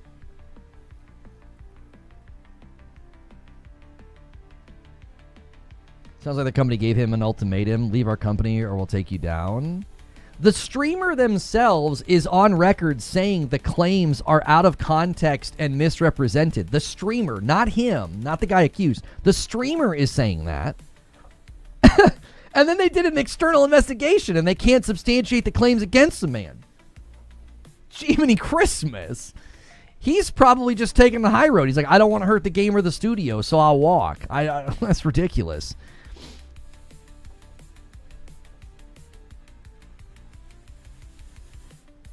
Bob Iger will be stepping down from Disney tomorrow. Sarah Bond could do something really funny right now. That'd be so good for her. That'd be such a great, great career arc for her. Friggin' Disney money, dude. Woo! Bungie's probably going, wait, we're not supposed to screw streamers?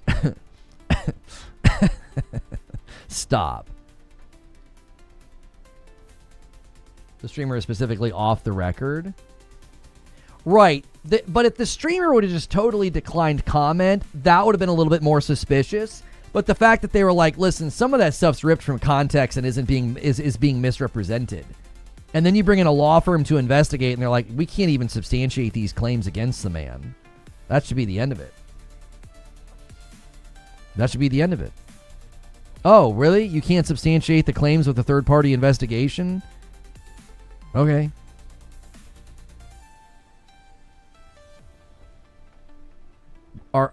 Done. Conversation over. Move on. That's exactly what you should do with allegations. They should be investigated. When they can't be substantiated, shut up and move on. There's nothing else to be said. Go through official channels or be quiet. That's my policy on that sort of thing. You shouldn't be able to torch somebody anonymously when it can't be substantiated even after an investigation. I think that's completely and utterly bogus. If they can be substantiated, as they were with like Christopher Barrett, get them out of here. Get them out of here. Fire them. You literally brought in a third party. They didn't investigate this themselves. They brought in a third party. That should be the end of the conversation. That's so ridiculous. There should be a higher degree of standard of investigative work and analysis done to quickly dismiss claims when they can't be backed and they're made anonymously like that. That's just ridiculous. It happened to Pro Jared. It was just a couple of anonymous brand new accounts and it almost ruined his entire career, and it was all bogus and made up. They literally found out later it was just made up. It was completely fabricated. I don't know what we're doing, like, in a post-Johnny Depp world. Like, what are we doing? Take these people and their claims right to the curb and set them next to the trash where they belong. If they can't be backed and substantiated or they're made up, take them out with the rest of the garbage and leave people's livelihood alone. It's that simple.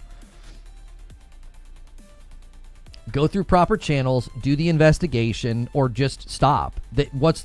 Outside of that, you have ulterior motives. You're not trying to actually do something on the up and up. You have ulterior motives, and you should be considered a suspect more than the person being claimed against. Base PS5 gameplay of Crimson Desert uploaded to the PlayStation Japan channel. Yes, Lone Exile, we've watched it multiple times. It's a horrible video. It's 1080-30 with lots of edits and cuts. It doesn't look very good. I don't know why anybody thinks it's compelling at all. Didn't Sony say they were not doing PC ports anymore? Death Stranding 2 just got announced for PC. That's not a Sony title or a Sony studio. It was also announced coming to PC prior to the Jason Schreier Bloomberg report. Death Stranding 2 is a Kojima Productions title. It was announced as coming to PC prior to the Bloomberg article. The Bloomberg article indicated that first-party tentpole titles would no longer be coming to PC. Yotei's plans to come to PC along with Saros were scrapped. That is what was claimed.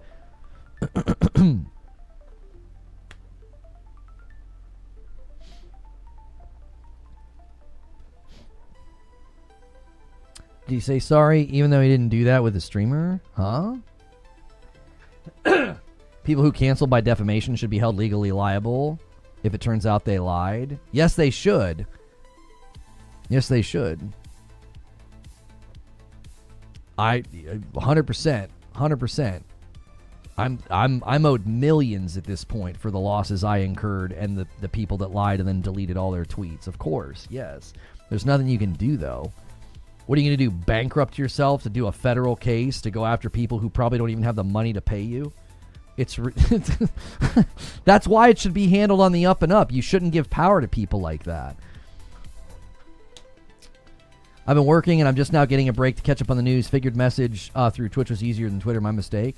No, Lone Exile, you're fine. I just wanted you to know that we watched it a bunch. I didn't ignore it. It's just we've been live for 3 hours. I wasn't upset that you put it in chat. I wanted you to know, yeah, we've watched it. I think it looks bad.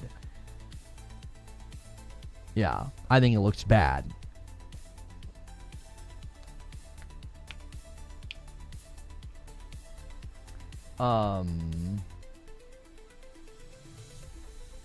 We call defendants like that judgment proof. Death Stranding 1 was 505. Yeah, I don't think this is being published on PC by 505, right? I think it's being published by Kojima and PlayStation, isn't it? Yeah, PlayStation's publishing it. Yeah. I think it's both, isn't it? Yeah, it's PlayStation and Kojima. It's a dual publishing effort on PC. New Todd interview for later from Mortismal. Thank you very much, Lone Wolf. Give me a brief second. I don't want to stop the show. We're having such a good time. Guys, very, very quickly hit that like button and check your renewals and your primes. Give me 1 second.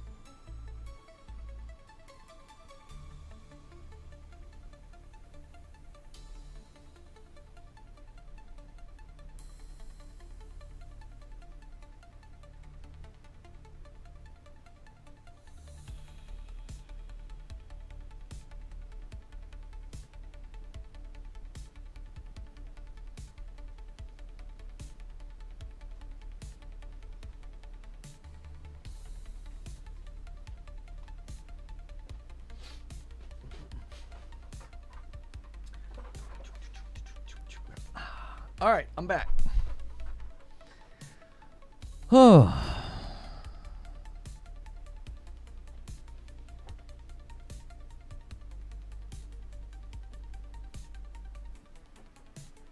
I thought the PS5 looked good. I mean, the console's been butt since day one. I mean, your comment, like, what, number 25 today, that's ignorant, uninformed, and false. There are tech breakdowns of countless games on PS5 that look perfectly fine. You're just saying something inflammatory in the hope to, like, rile people up. All you're doing is making yourself look dumb. I mean, go watch every tech breakdown of big open world games on the base PS5 from Digital Foundry. I don't understand. Like, why are we saying things like that? It's so weird. It's like the console has been able to run really cool, open world, graphically impressive games since launch 6 years ago. Whether it was Forbidden West, or Spider-Man 2, or Yote, or Death Stranding 2, even third-party games like Assassin's Creed Shadows. Like, people are literally just making up false history because I guess you want to cope. Mark Anthony, thank you for the membership. It's just ignorance at this point. It's borderline idiotic. It's borderline idiotic. I'm saying I stopped buying consoles. I moved to PC because consoles have been lying for years. I mean, platitudinous and also not true. I don't know what you're talking about. All of the things they told me I was going to get in my games, I got. I don't know. I mean, I can't wait for you to type 8K on the box in chat as if that's compelling, but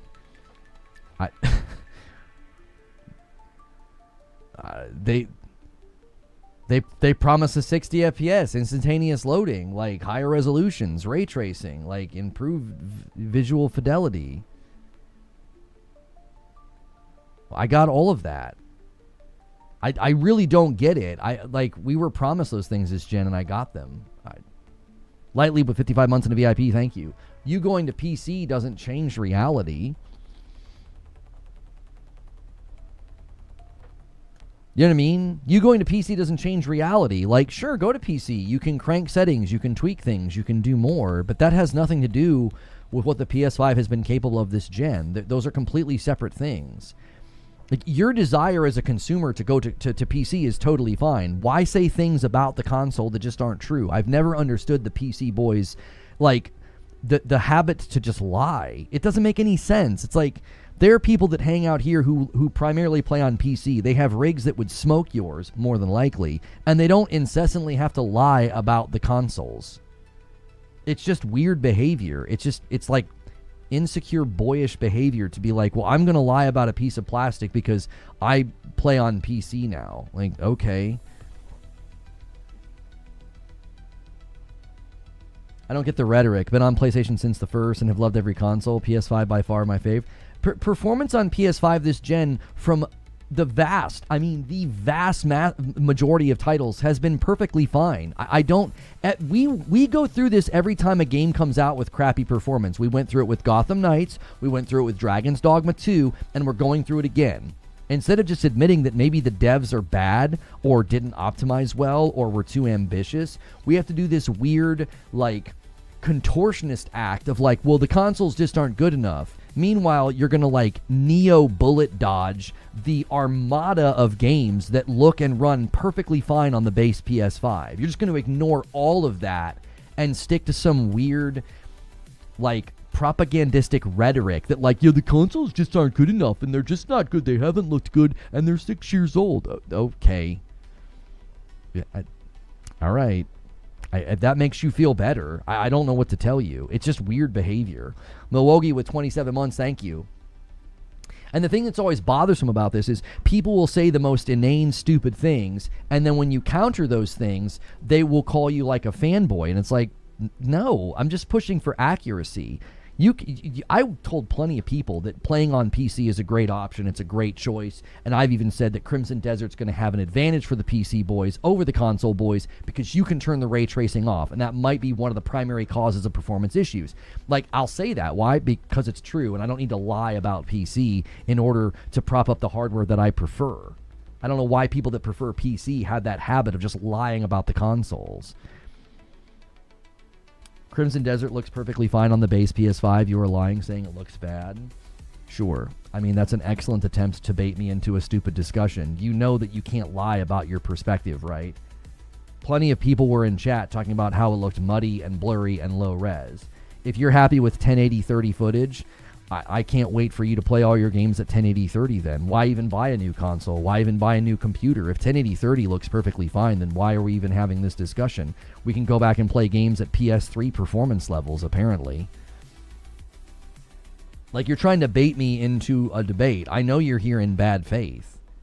You're literally on like a parody account, you know, version of an account just to like stir things up by saying things that are you manufacture the statement to be stupid and inflammatory. Like, that's the whole point of what your chat message is. It's not, you're not here to like have a dialogue and a discussion. You're like, I'm going to say something that I know is dumb and uninformed. Like, okay, congratulations on your ability to do that, I guess, but it's very clear that footage has issues. Winged Wheel with the gifted member getting us to 85. Thank you very much.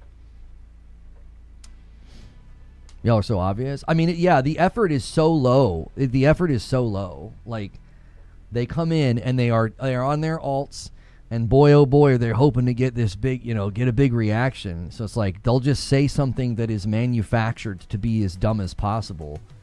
You know what I mean? Well, it'll be nice. You just got off Breath of the Wild on Switch 1. Such low quality bait.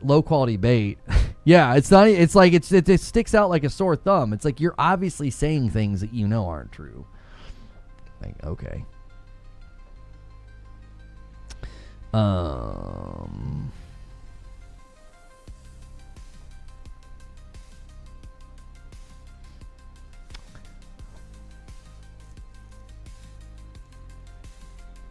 Thought it was ColecoVision. Oh, is somebody asking about my shirt? Yes, it's a Coleco. Have you tried any games yet? No, I booted up this morning and I had the PSSR 2 update and I haven't been able to try anything. I don't even know if there's a good game to try first. I don't even know which one to try. I honestly don't know.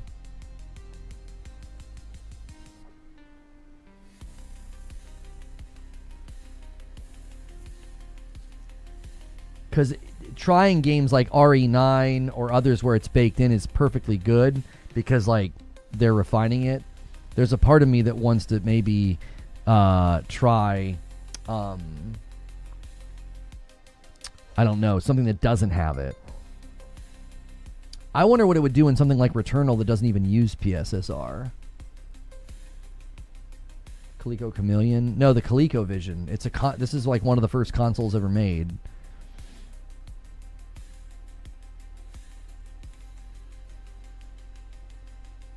Have they said anything about Starfield fully supporting PSSR?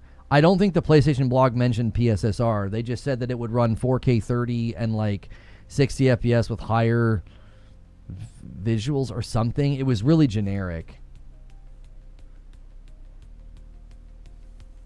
I wonder what it did for Control.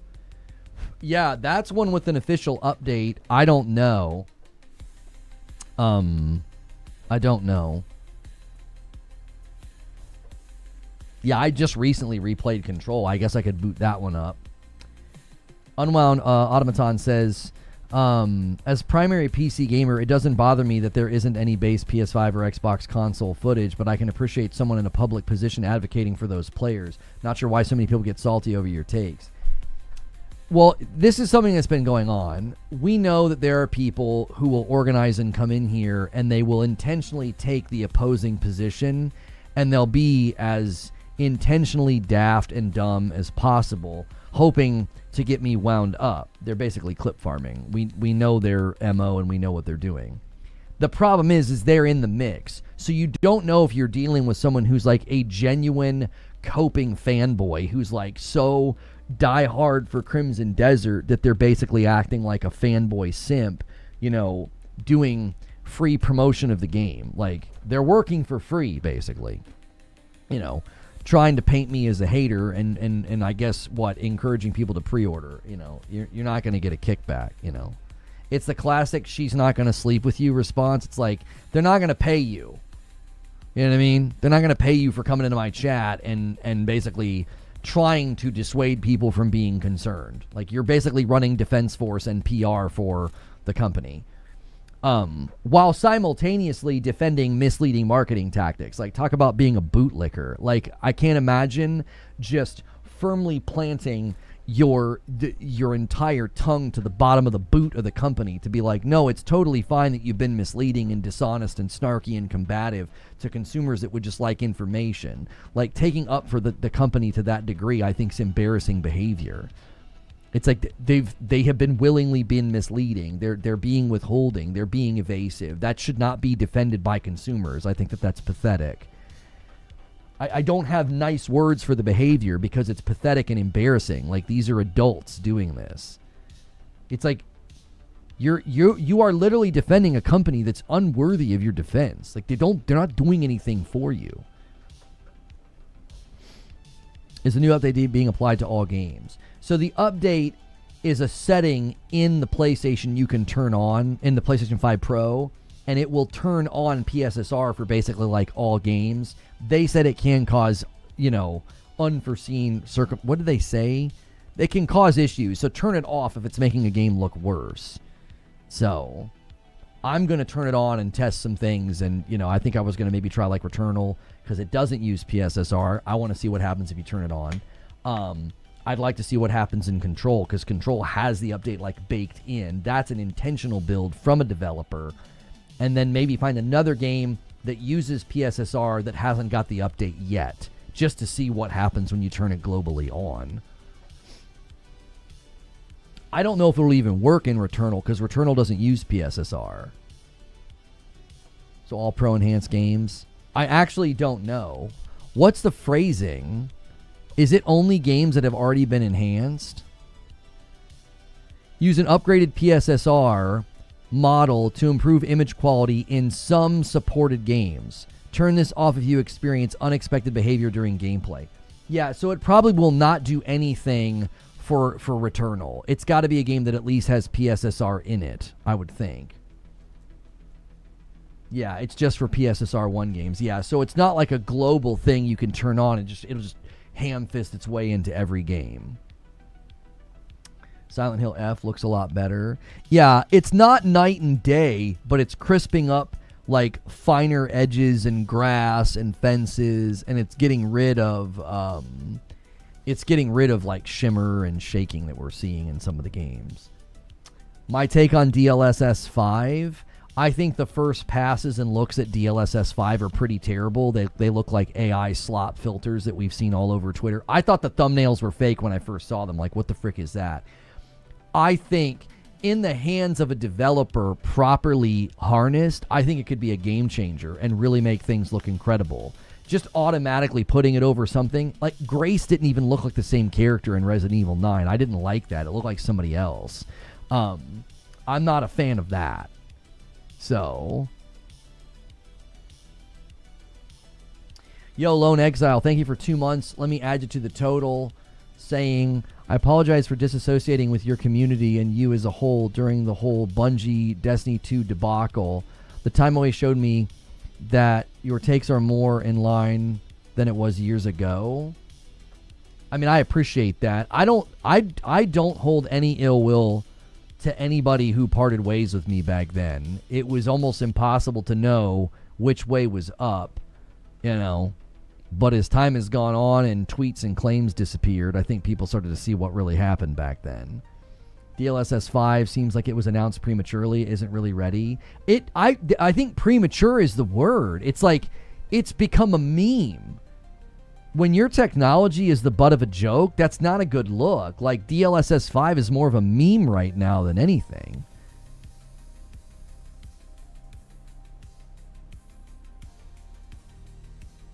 Zubair says, on PC, this works one of two ways. The game has the same hooks as the new model. It just upgrades automatically, like FSR 3 to 4.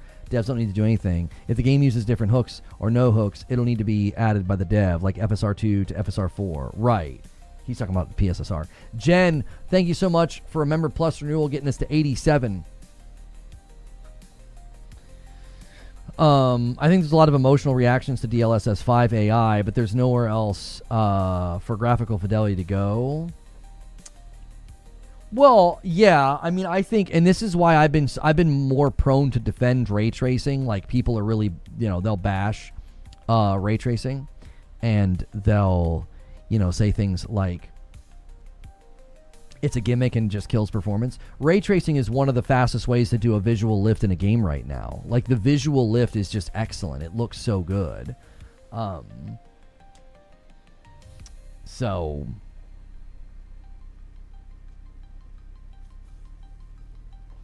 this is definitely a route to take, to start using lighting and detail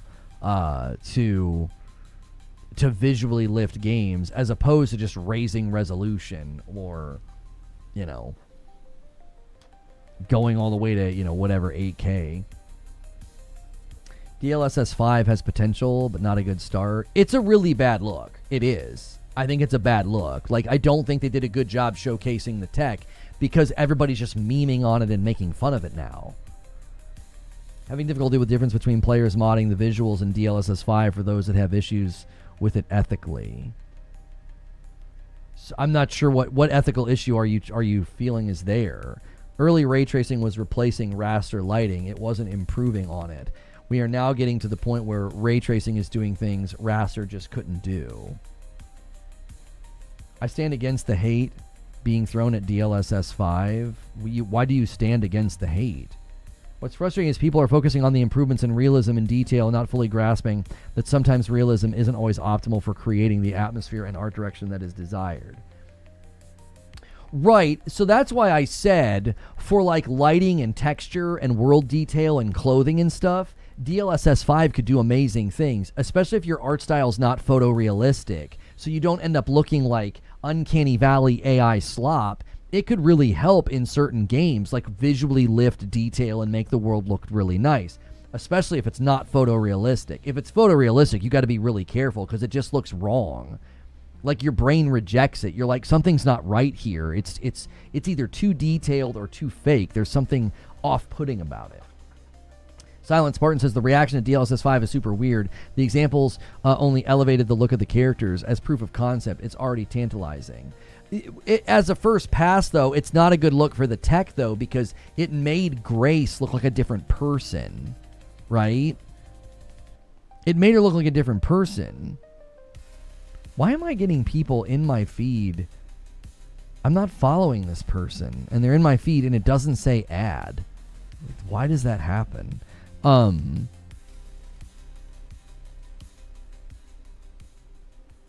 So, yeah, as a first pass, I don't think it was a good showcase of the technology, because it looks generic and like AI slop. Like, what they should have done is get it in the hands of a developer and let them fine-tune it.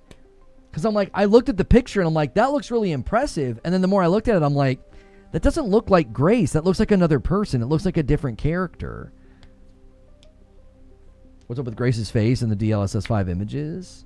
It made her look like she was setting up for a dating profile all dolled up. Like, it's like she hit every filter in the Instagram app. I don't know. I don't think it's bad as a first pass, considering how quick it improves, but I get it. I think from a marketing perspective, you have to think about first impressions. You really have to think about first impressions, and they made a terrible first impression. Like, all we have, my entire news feed is memes. That's all it is. That's my entire news feed yesterday was memes. People making fun of the technology. I got my hands on a 1600 watt power supply, and I was going to sell it because I'll never need it. But if DLSS 5 is going to need a 6090 and a 5090, I should hold on to it. Oh, they will. They'll definitely do that. Thing is, they wouldn't put it out if devs and publishers weren't happy with the output, and it sounds like they were. NVIDIA and Bethesda have a long history of pushing gaming graphics and innovation forward, and DLSS 5 represents the next step in a major journey, said Todd Howard. At Capcom, we strive to create experiences that feel cinematic, compelling, and deeply believable, where every shadow, texture, and ray of light is crafted with intention to enhance atmosphere and emotional impact. DLSS 5 represents another important step in pushing visual fidelity forward, helping players become even more immersed. I mean, those are puffery statements from a press release, Greg. I wouldn't slam those home in the gold just yet. I maintain that in the hands of a developer, the tech can be used very well. I think it can. What we've seen so far looks terrible. I think that's on them. They shouldn't have shown it the way that they did. They should have let Capcom tweak it, fiddle with it, and do stuff with it. Not be like, look at Grace. It's like, oh, I don't want to. Like, you know. The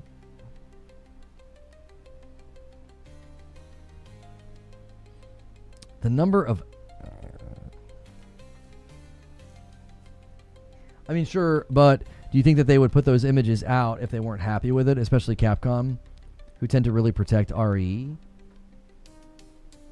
You think Capcom had any say, homie? They weren't even there. It was an interview with NVIDIA. Capcom didn't have any say in that Digital Foundry thing. That was all NVIDIA's stuff. Switch 2 got a boost mode? Yeah, I heard that. The internet raged at FrameGen, DLSS 1, ray tracing ETC, and all the GPUs sold out. The internet's rarely real life. I don't remember people raging at ray tracing. I think people didn't like the fact that it tanked performance, but I don't remember people raging at it. People are rejecting what this looks like. When we've seen tech demonstrations of ray tracing, path tracing, reflections, and things like that, gamers tend to go, ooh, not Like, we've seen plenty of tech demos. A lot of times we might say that's too good to be true, but we don't recoil. The natural inclination of gamers is not revulsion to improved graphics. We're not like, don't do that. Don't make the world prettier. Like, what? Like, I don't remember that at all. I mean, maybe I wasn't paying attention when first passes of ray tracing and stuff were hitting the market, but I feel like anytime I've watched tech demos coming out of like GDC and stuff, I don't know.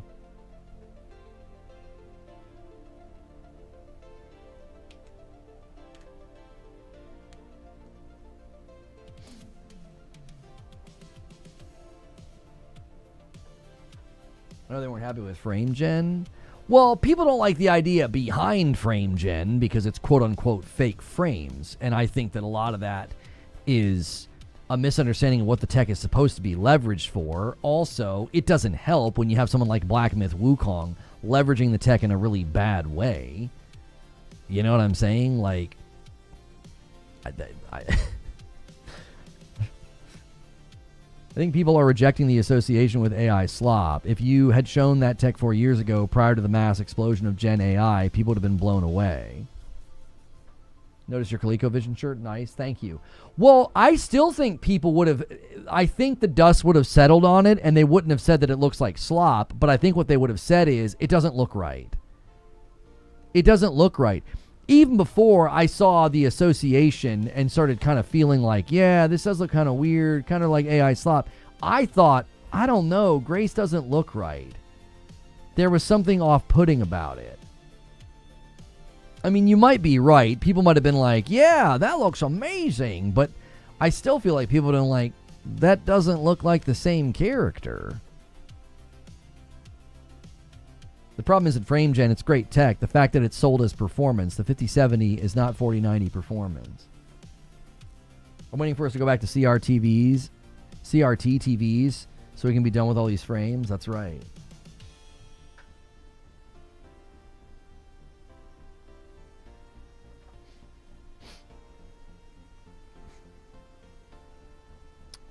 I wonder what AMD is going to do now. What do you mean? In response to DLSS 5? They're going to do exactly what they've been doing. I mean, they just released the PSSR 2 update, And they specifically spoke to the fact that FSR is going to get another update because of the work from Project Amethyst and PSSR. FSR 4 was the first thing to come out of Project Amethyst. Now PSSR 2 is the next thing. Now the ball's getting kicked back into FSR's court. The next update to FSR was discussed at the very end of the blog post about PSSR 2. I think AMD's doing great work. I think NVIDIA's doing great work. Just keep pushing things. Obviously, with DLSS 5, you want it to be used in a way that doesn't look bad. IO Interactive has ended its partnership with Build a Rocket Boy. More saboteurs. When the 20 series showed off ray tracing for the first time, PC bros were in their feelings about it not looking good for the performance hit. Many clamored unnecessary. I wasn't around for those conversations, Silent Spartan, but I do remember people talking about that. So you're probably correct. You're probably correct that there were people that were like, man, the performance hit's not worth this. But I think that's a different criticism, is it not? Isn't the criticism there, you guys are going so far, you're hurting performance? Like, that's a normal trope and complaint in PC land, in game development in general, not just PC land, to be like, man, these developers went too far and they hurt performance. Like, I don't know, Crimson Desert. So I think this is different. This is like, you're flipping a switch and making the game look different. You're flipping a switch and making the character look different. Right? Like, I think that's the issue that people have. At least that's what I have. It's like, hey, I wouldn't do that if I were you. That looks kind of bad. That looks like slop.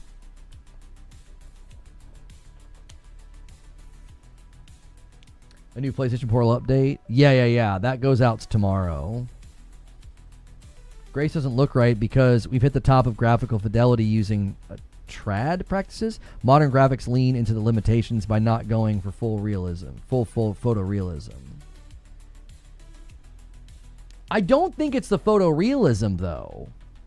We've seen photorealistic presentations. We saw the one photorealistic presentation from Ninja Theory with Hellblade and Melina Juergens. And I don't think anybody was like, oh, that's so weird. Oh, that's Uncanny Valley. It was kind of cool. But this is different.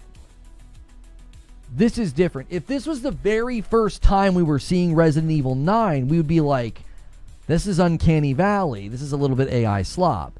The fact that the game has already been out, we're like, that looks like a different character. Because we already know what the character looks like. Do you see the difference? I don't think people mind how good the street looks in the scene. They just like how modified the character herself is. I would dial back the street a teeny bit, Zubair. Let me pull up the stream. I'm sorry, let me pull up the video. I would actually dial back the street just a hair. Because it does have the AI image like feel to it. It looks like AI. It doesn't look that great. Here, let me pull it up here.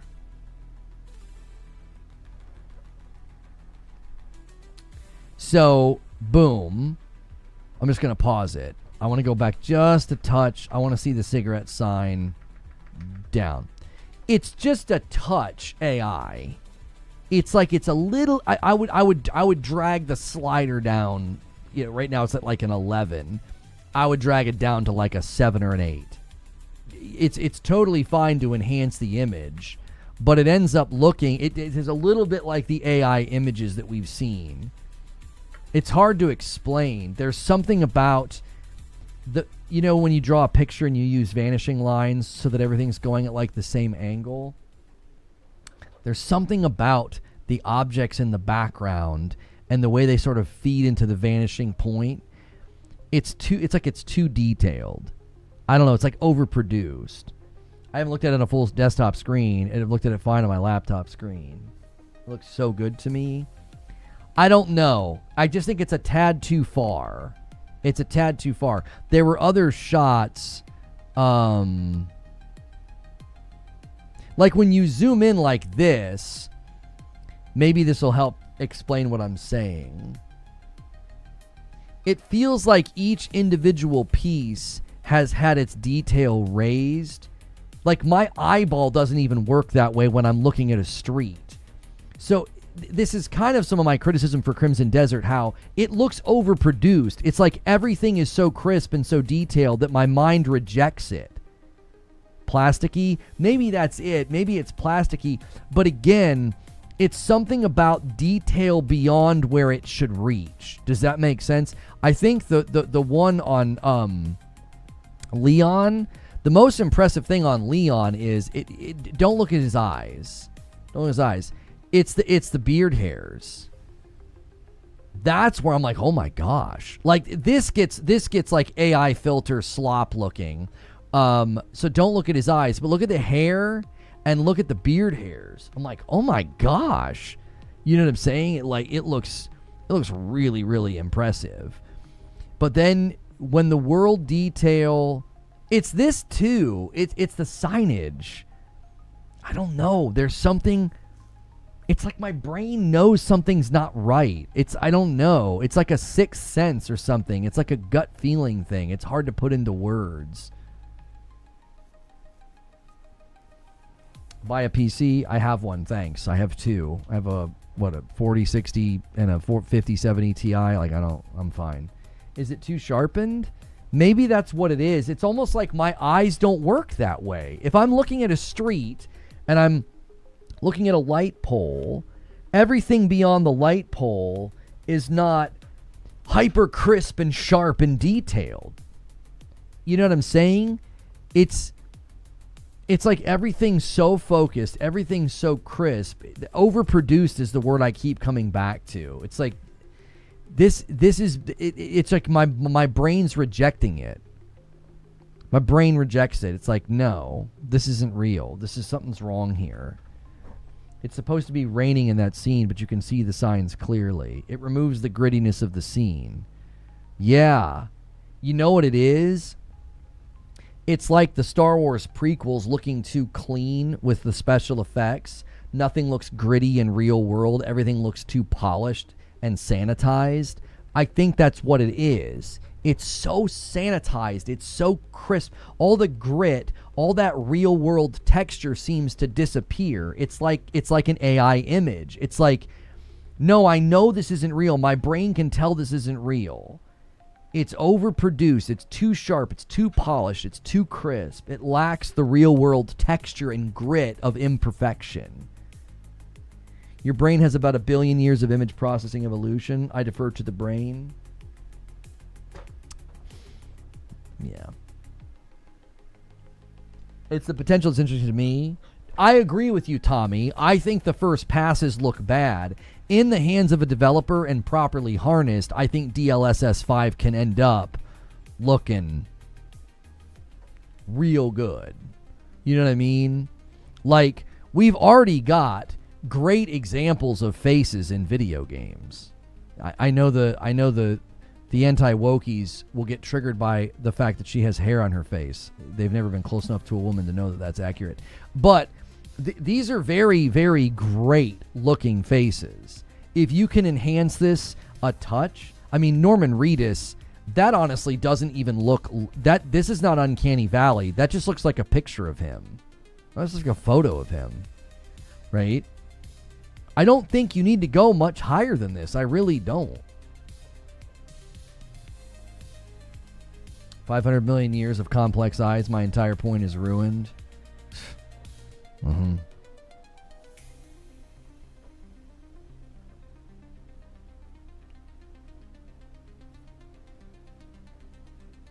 The latest game from developer of Moonlighter is a tower defense roguelike about Dracula fighting off waves of vampire hunters. If you guys haven't added this one to your wish list, we saw this. It's called Revamp.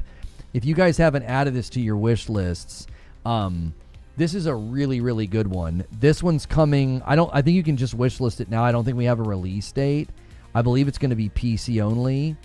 Let me skip to the gameplay.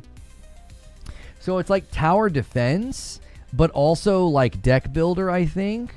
Like deck builder fighting, kind of. But also tower defense. Art style is fantastic. you like build your fortress, and they have to kind of like go through your fortress. This looks so stinking cool. So make sure, and this is called Revamp, with the V capitalized, play on words like vampire, Revamp. I would definitely wishlist this one if you like these kinds of games. Wishlistable on Steam right now only. Steam's eating real good. Slay the Spire 2, and then, eventually this one. This feels like it could be, honestly feel like this could be like a Hades kind of hit. It could be in a cool art style and vibe and new genre, sort of. I think this could be in a Hades lane of like, maybe kind of goes viral. I don't know. I think it looks very, very cool, though. I like it.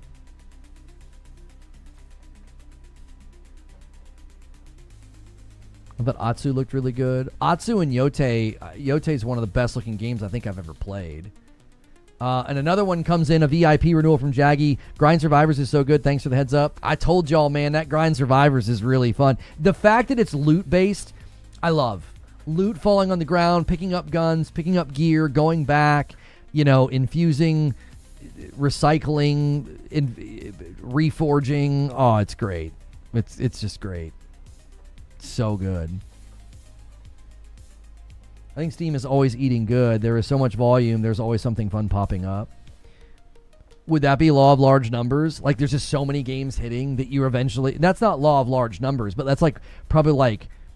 What? Like large numbers benefiting you, I guess? I don't even know how we would say that. Like,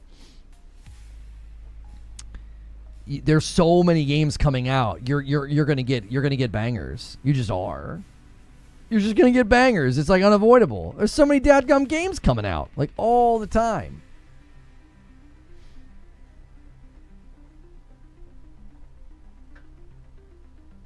Torn Weather, you double dip Starfield. The update does look good. We can't deny it. I really like the Terran Armada vibe. I really liked it. I love the font. I love the color scheme. I love the robots. It feels very Star Wars-esque, like droids. I love the more grounded weaponry. I'm just torn. Starfield is a game that I should love, and I watched that trailer and that presentation today, and I'm like, I still feel like I'm going to be bored out of my skull when I try to play it. I don't think I'm going to like it. If it had co-op, I bet I could get into it with Madam. We're still enjoying Pal World. We were playing some more last night. She just continues to... My biggest criticism to Pal World is when you're in a guild, you should be able to share map clearing, because she's clearing the map and getting fast travels and stuff, and I can't use them. I'm back at the homestead working on stuff. I'd love it if they would let you sync your map with people in your guild. But I think Madam and I could get into Starfield co-op, but it's not an option. Cryo Archive requires going in with a 5,000 credit loadout. Let's go with volume produces quality. I don't like volume produces quality. We could go with volume increases likelihood of quality. Right? Your chances are going up. Volume increases your chances of finding quality. Like, it just does. I don't think it's a causality. Like, it's not like, oh yeah, volume produces quality. I think it increases the likelihood that you find something very, very, very good. Valve and Yoshi confirmed Deadlock were once they did. They became the first ever to have the first as in an era when physical gaming and media began. Congratulations. Is that tweet meant to be nonsense? Valve and Yoshi confirmed Deadlock as were once they are did. They became the first ever to have the first as in the era of what... I hate this frickin' meme. I hate it. I love Sean Murray, but he retweeted it. I hate that dadgum meme. It makes me want to punch the monitor. That's a meme from a while ago. They basically... It's nonsense. It's a nonsense sentence. They're not saying anything. It's meant to make you reread it multiple times. I freaking hate that meme so much. It gets me every time because I'm like, I read fast and I don't read well. So they get me every time with the meme. I'm like, wait, did I misread this? Let me reread it. I'm like, oh, it's the meme. I loathe it. I loathe it. It gets me every stinking time. It's perfectly crafted for me because I'm a dum-dum when I'm reading. I'm just like,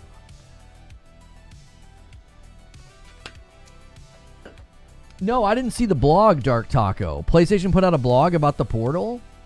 Interesting metrics on cloud streaming users as well. Let me see. Let's take a look at it. That could be another good video we could put out because that goes live tomorrow. Our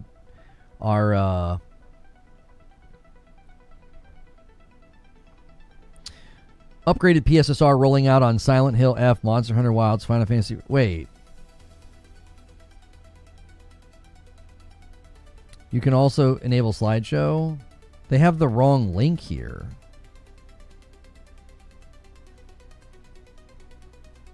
Yeah, this isn't the right link. Hang on a minute. Starfield. Here we go. Yeah, they linked to the wrong blog. Shake my head. Greg, I went to Twitter. They linked to the wrong thing on their own tweet. Anyways, new PlayStation Portal software update adds 1080p high quality mode and UX refinements.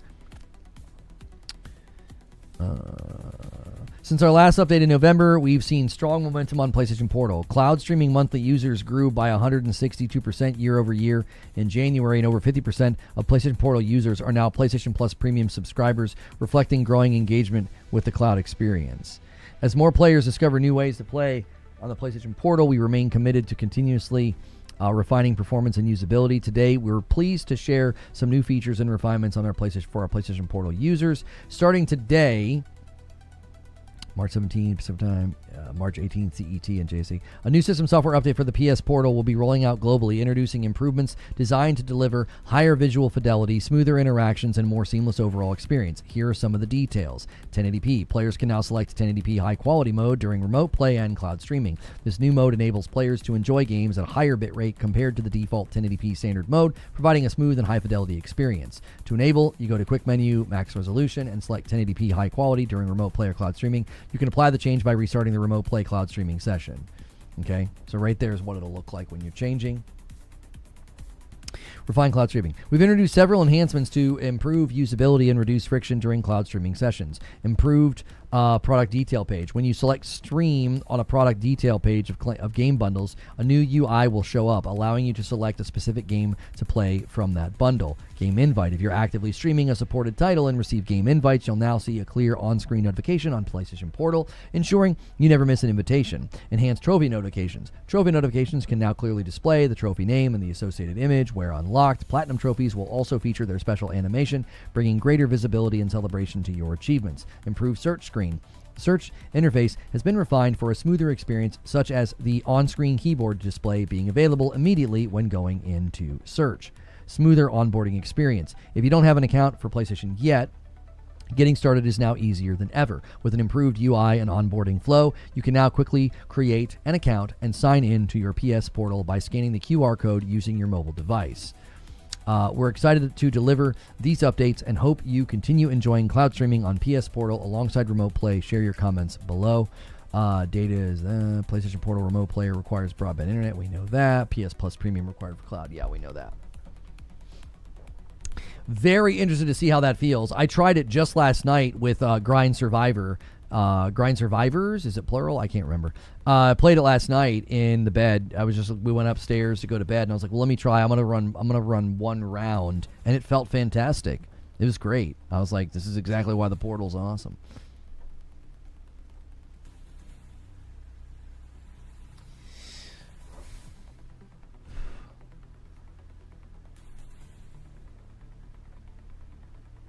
Gonna be amazing for shooters.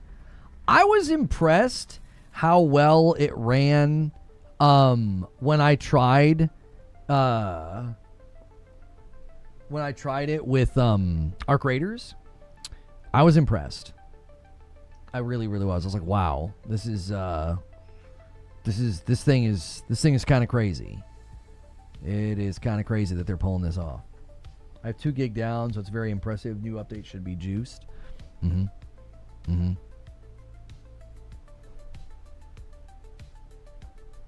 Somebody's asking Bethesda to let us be robots. This is terrifying. No Man's Sky, DLSS off, DLSS 5 on. That is terrifying. Oh, golly.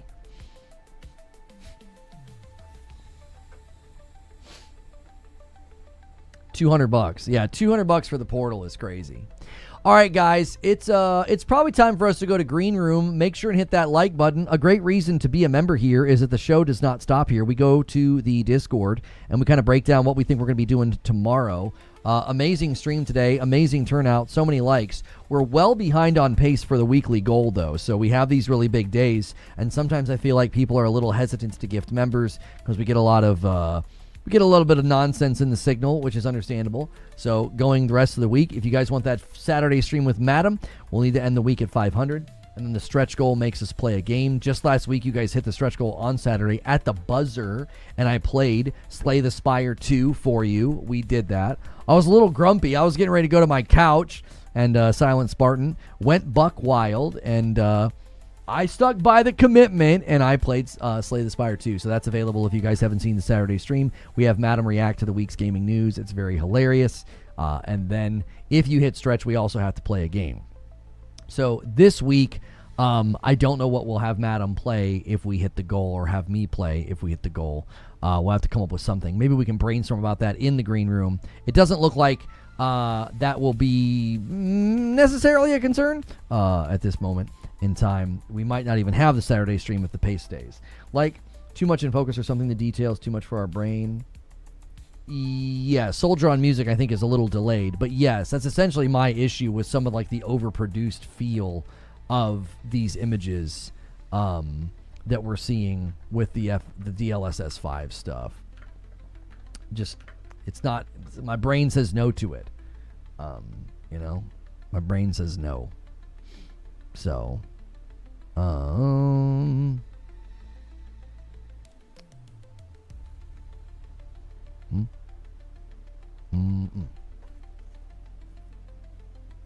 don't forget, yeah, Crimson Desert. Yeah, more Crimson Desert. Don't forget, guys, Thursday evening, we normally don't do this, but Thursday evening, we will be doing a Thursday evening stream. I'll be playing Crimson Desert on the base PS5, the Series X, and PS5 Pro. I've never seen someone so annoyed by gifted members. Well, you're a son of a gun. You really are a son of a gun, Spartan. You stop by all week. Well, I don't know if you stopped by last week. You might have been busy. You show up, my hand is on the mouse. I'm getting ready to change scenes and put music on. And this guy's like, no. You know what really got me grumpy too? Is you did it, and chat was immediately like, you keep your butt in the chair. I felt a little disrespected. I was like, I'm about to go enjoy my evening and hang out with Madam, and you guys are being rude. They're like, sit your butt in the chair. You know, people that didn't even do it, by the way. Silent Spartan was the one that gifted, and you guys are sitting here running your mouths.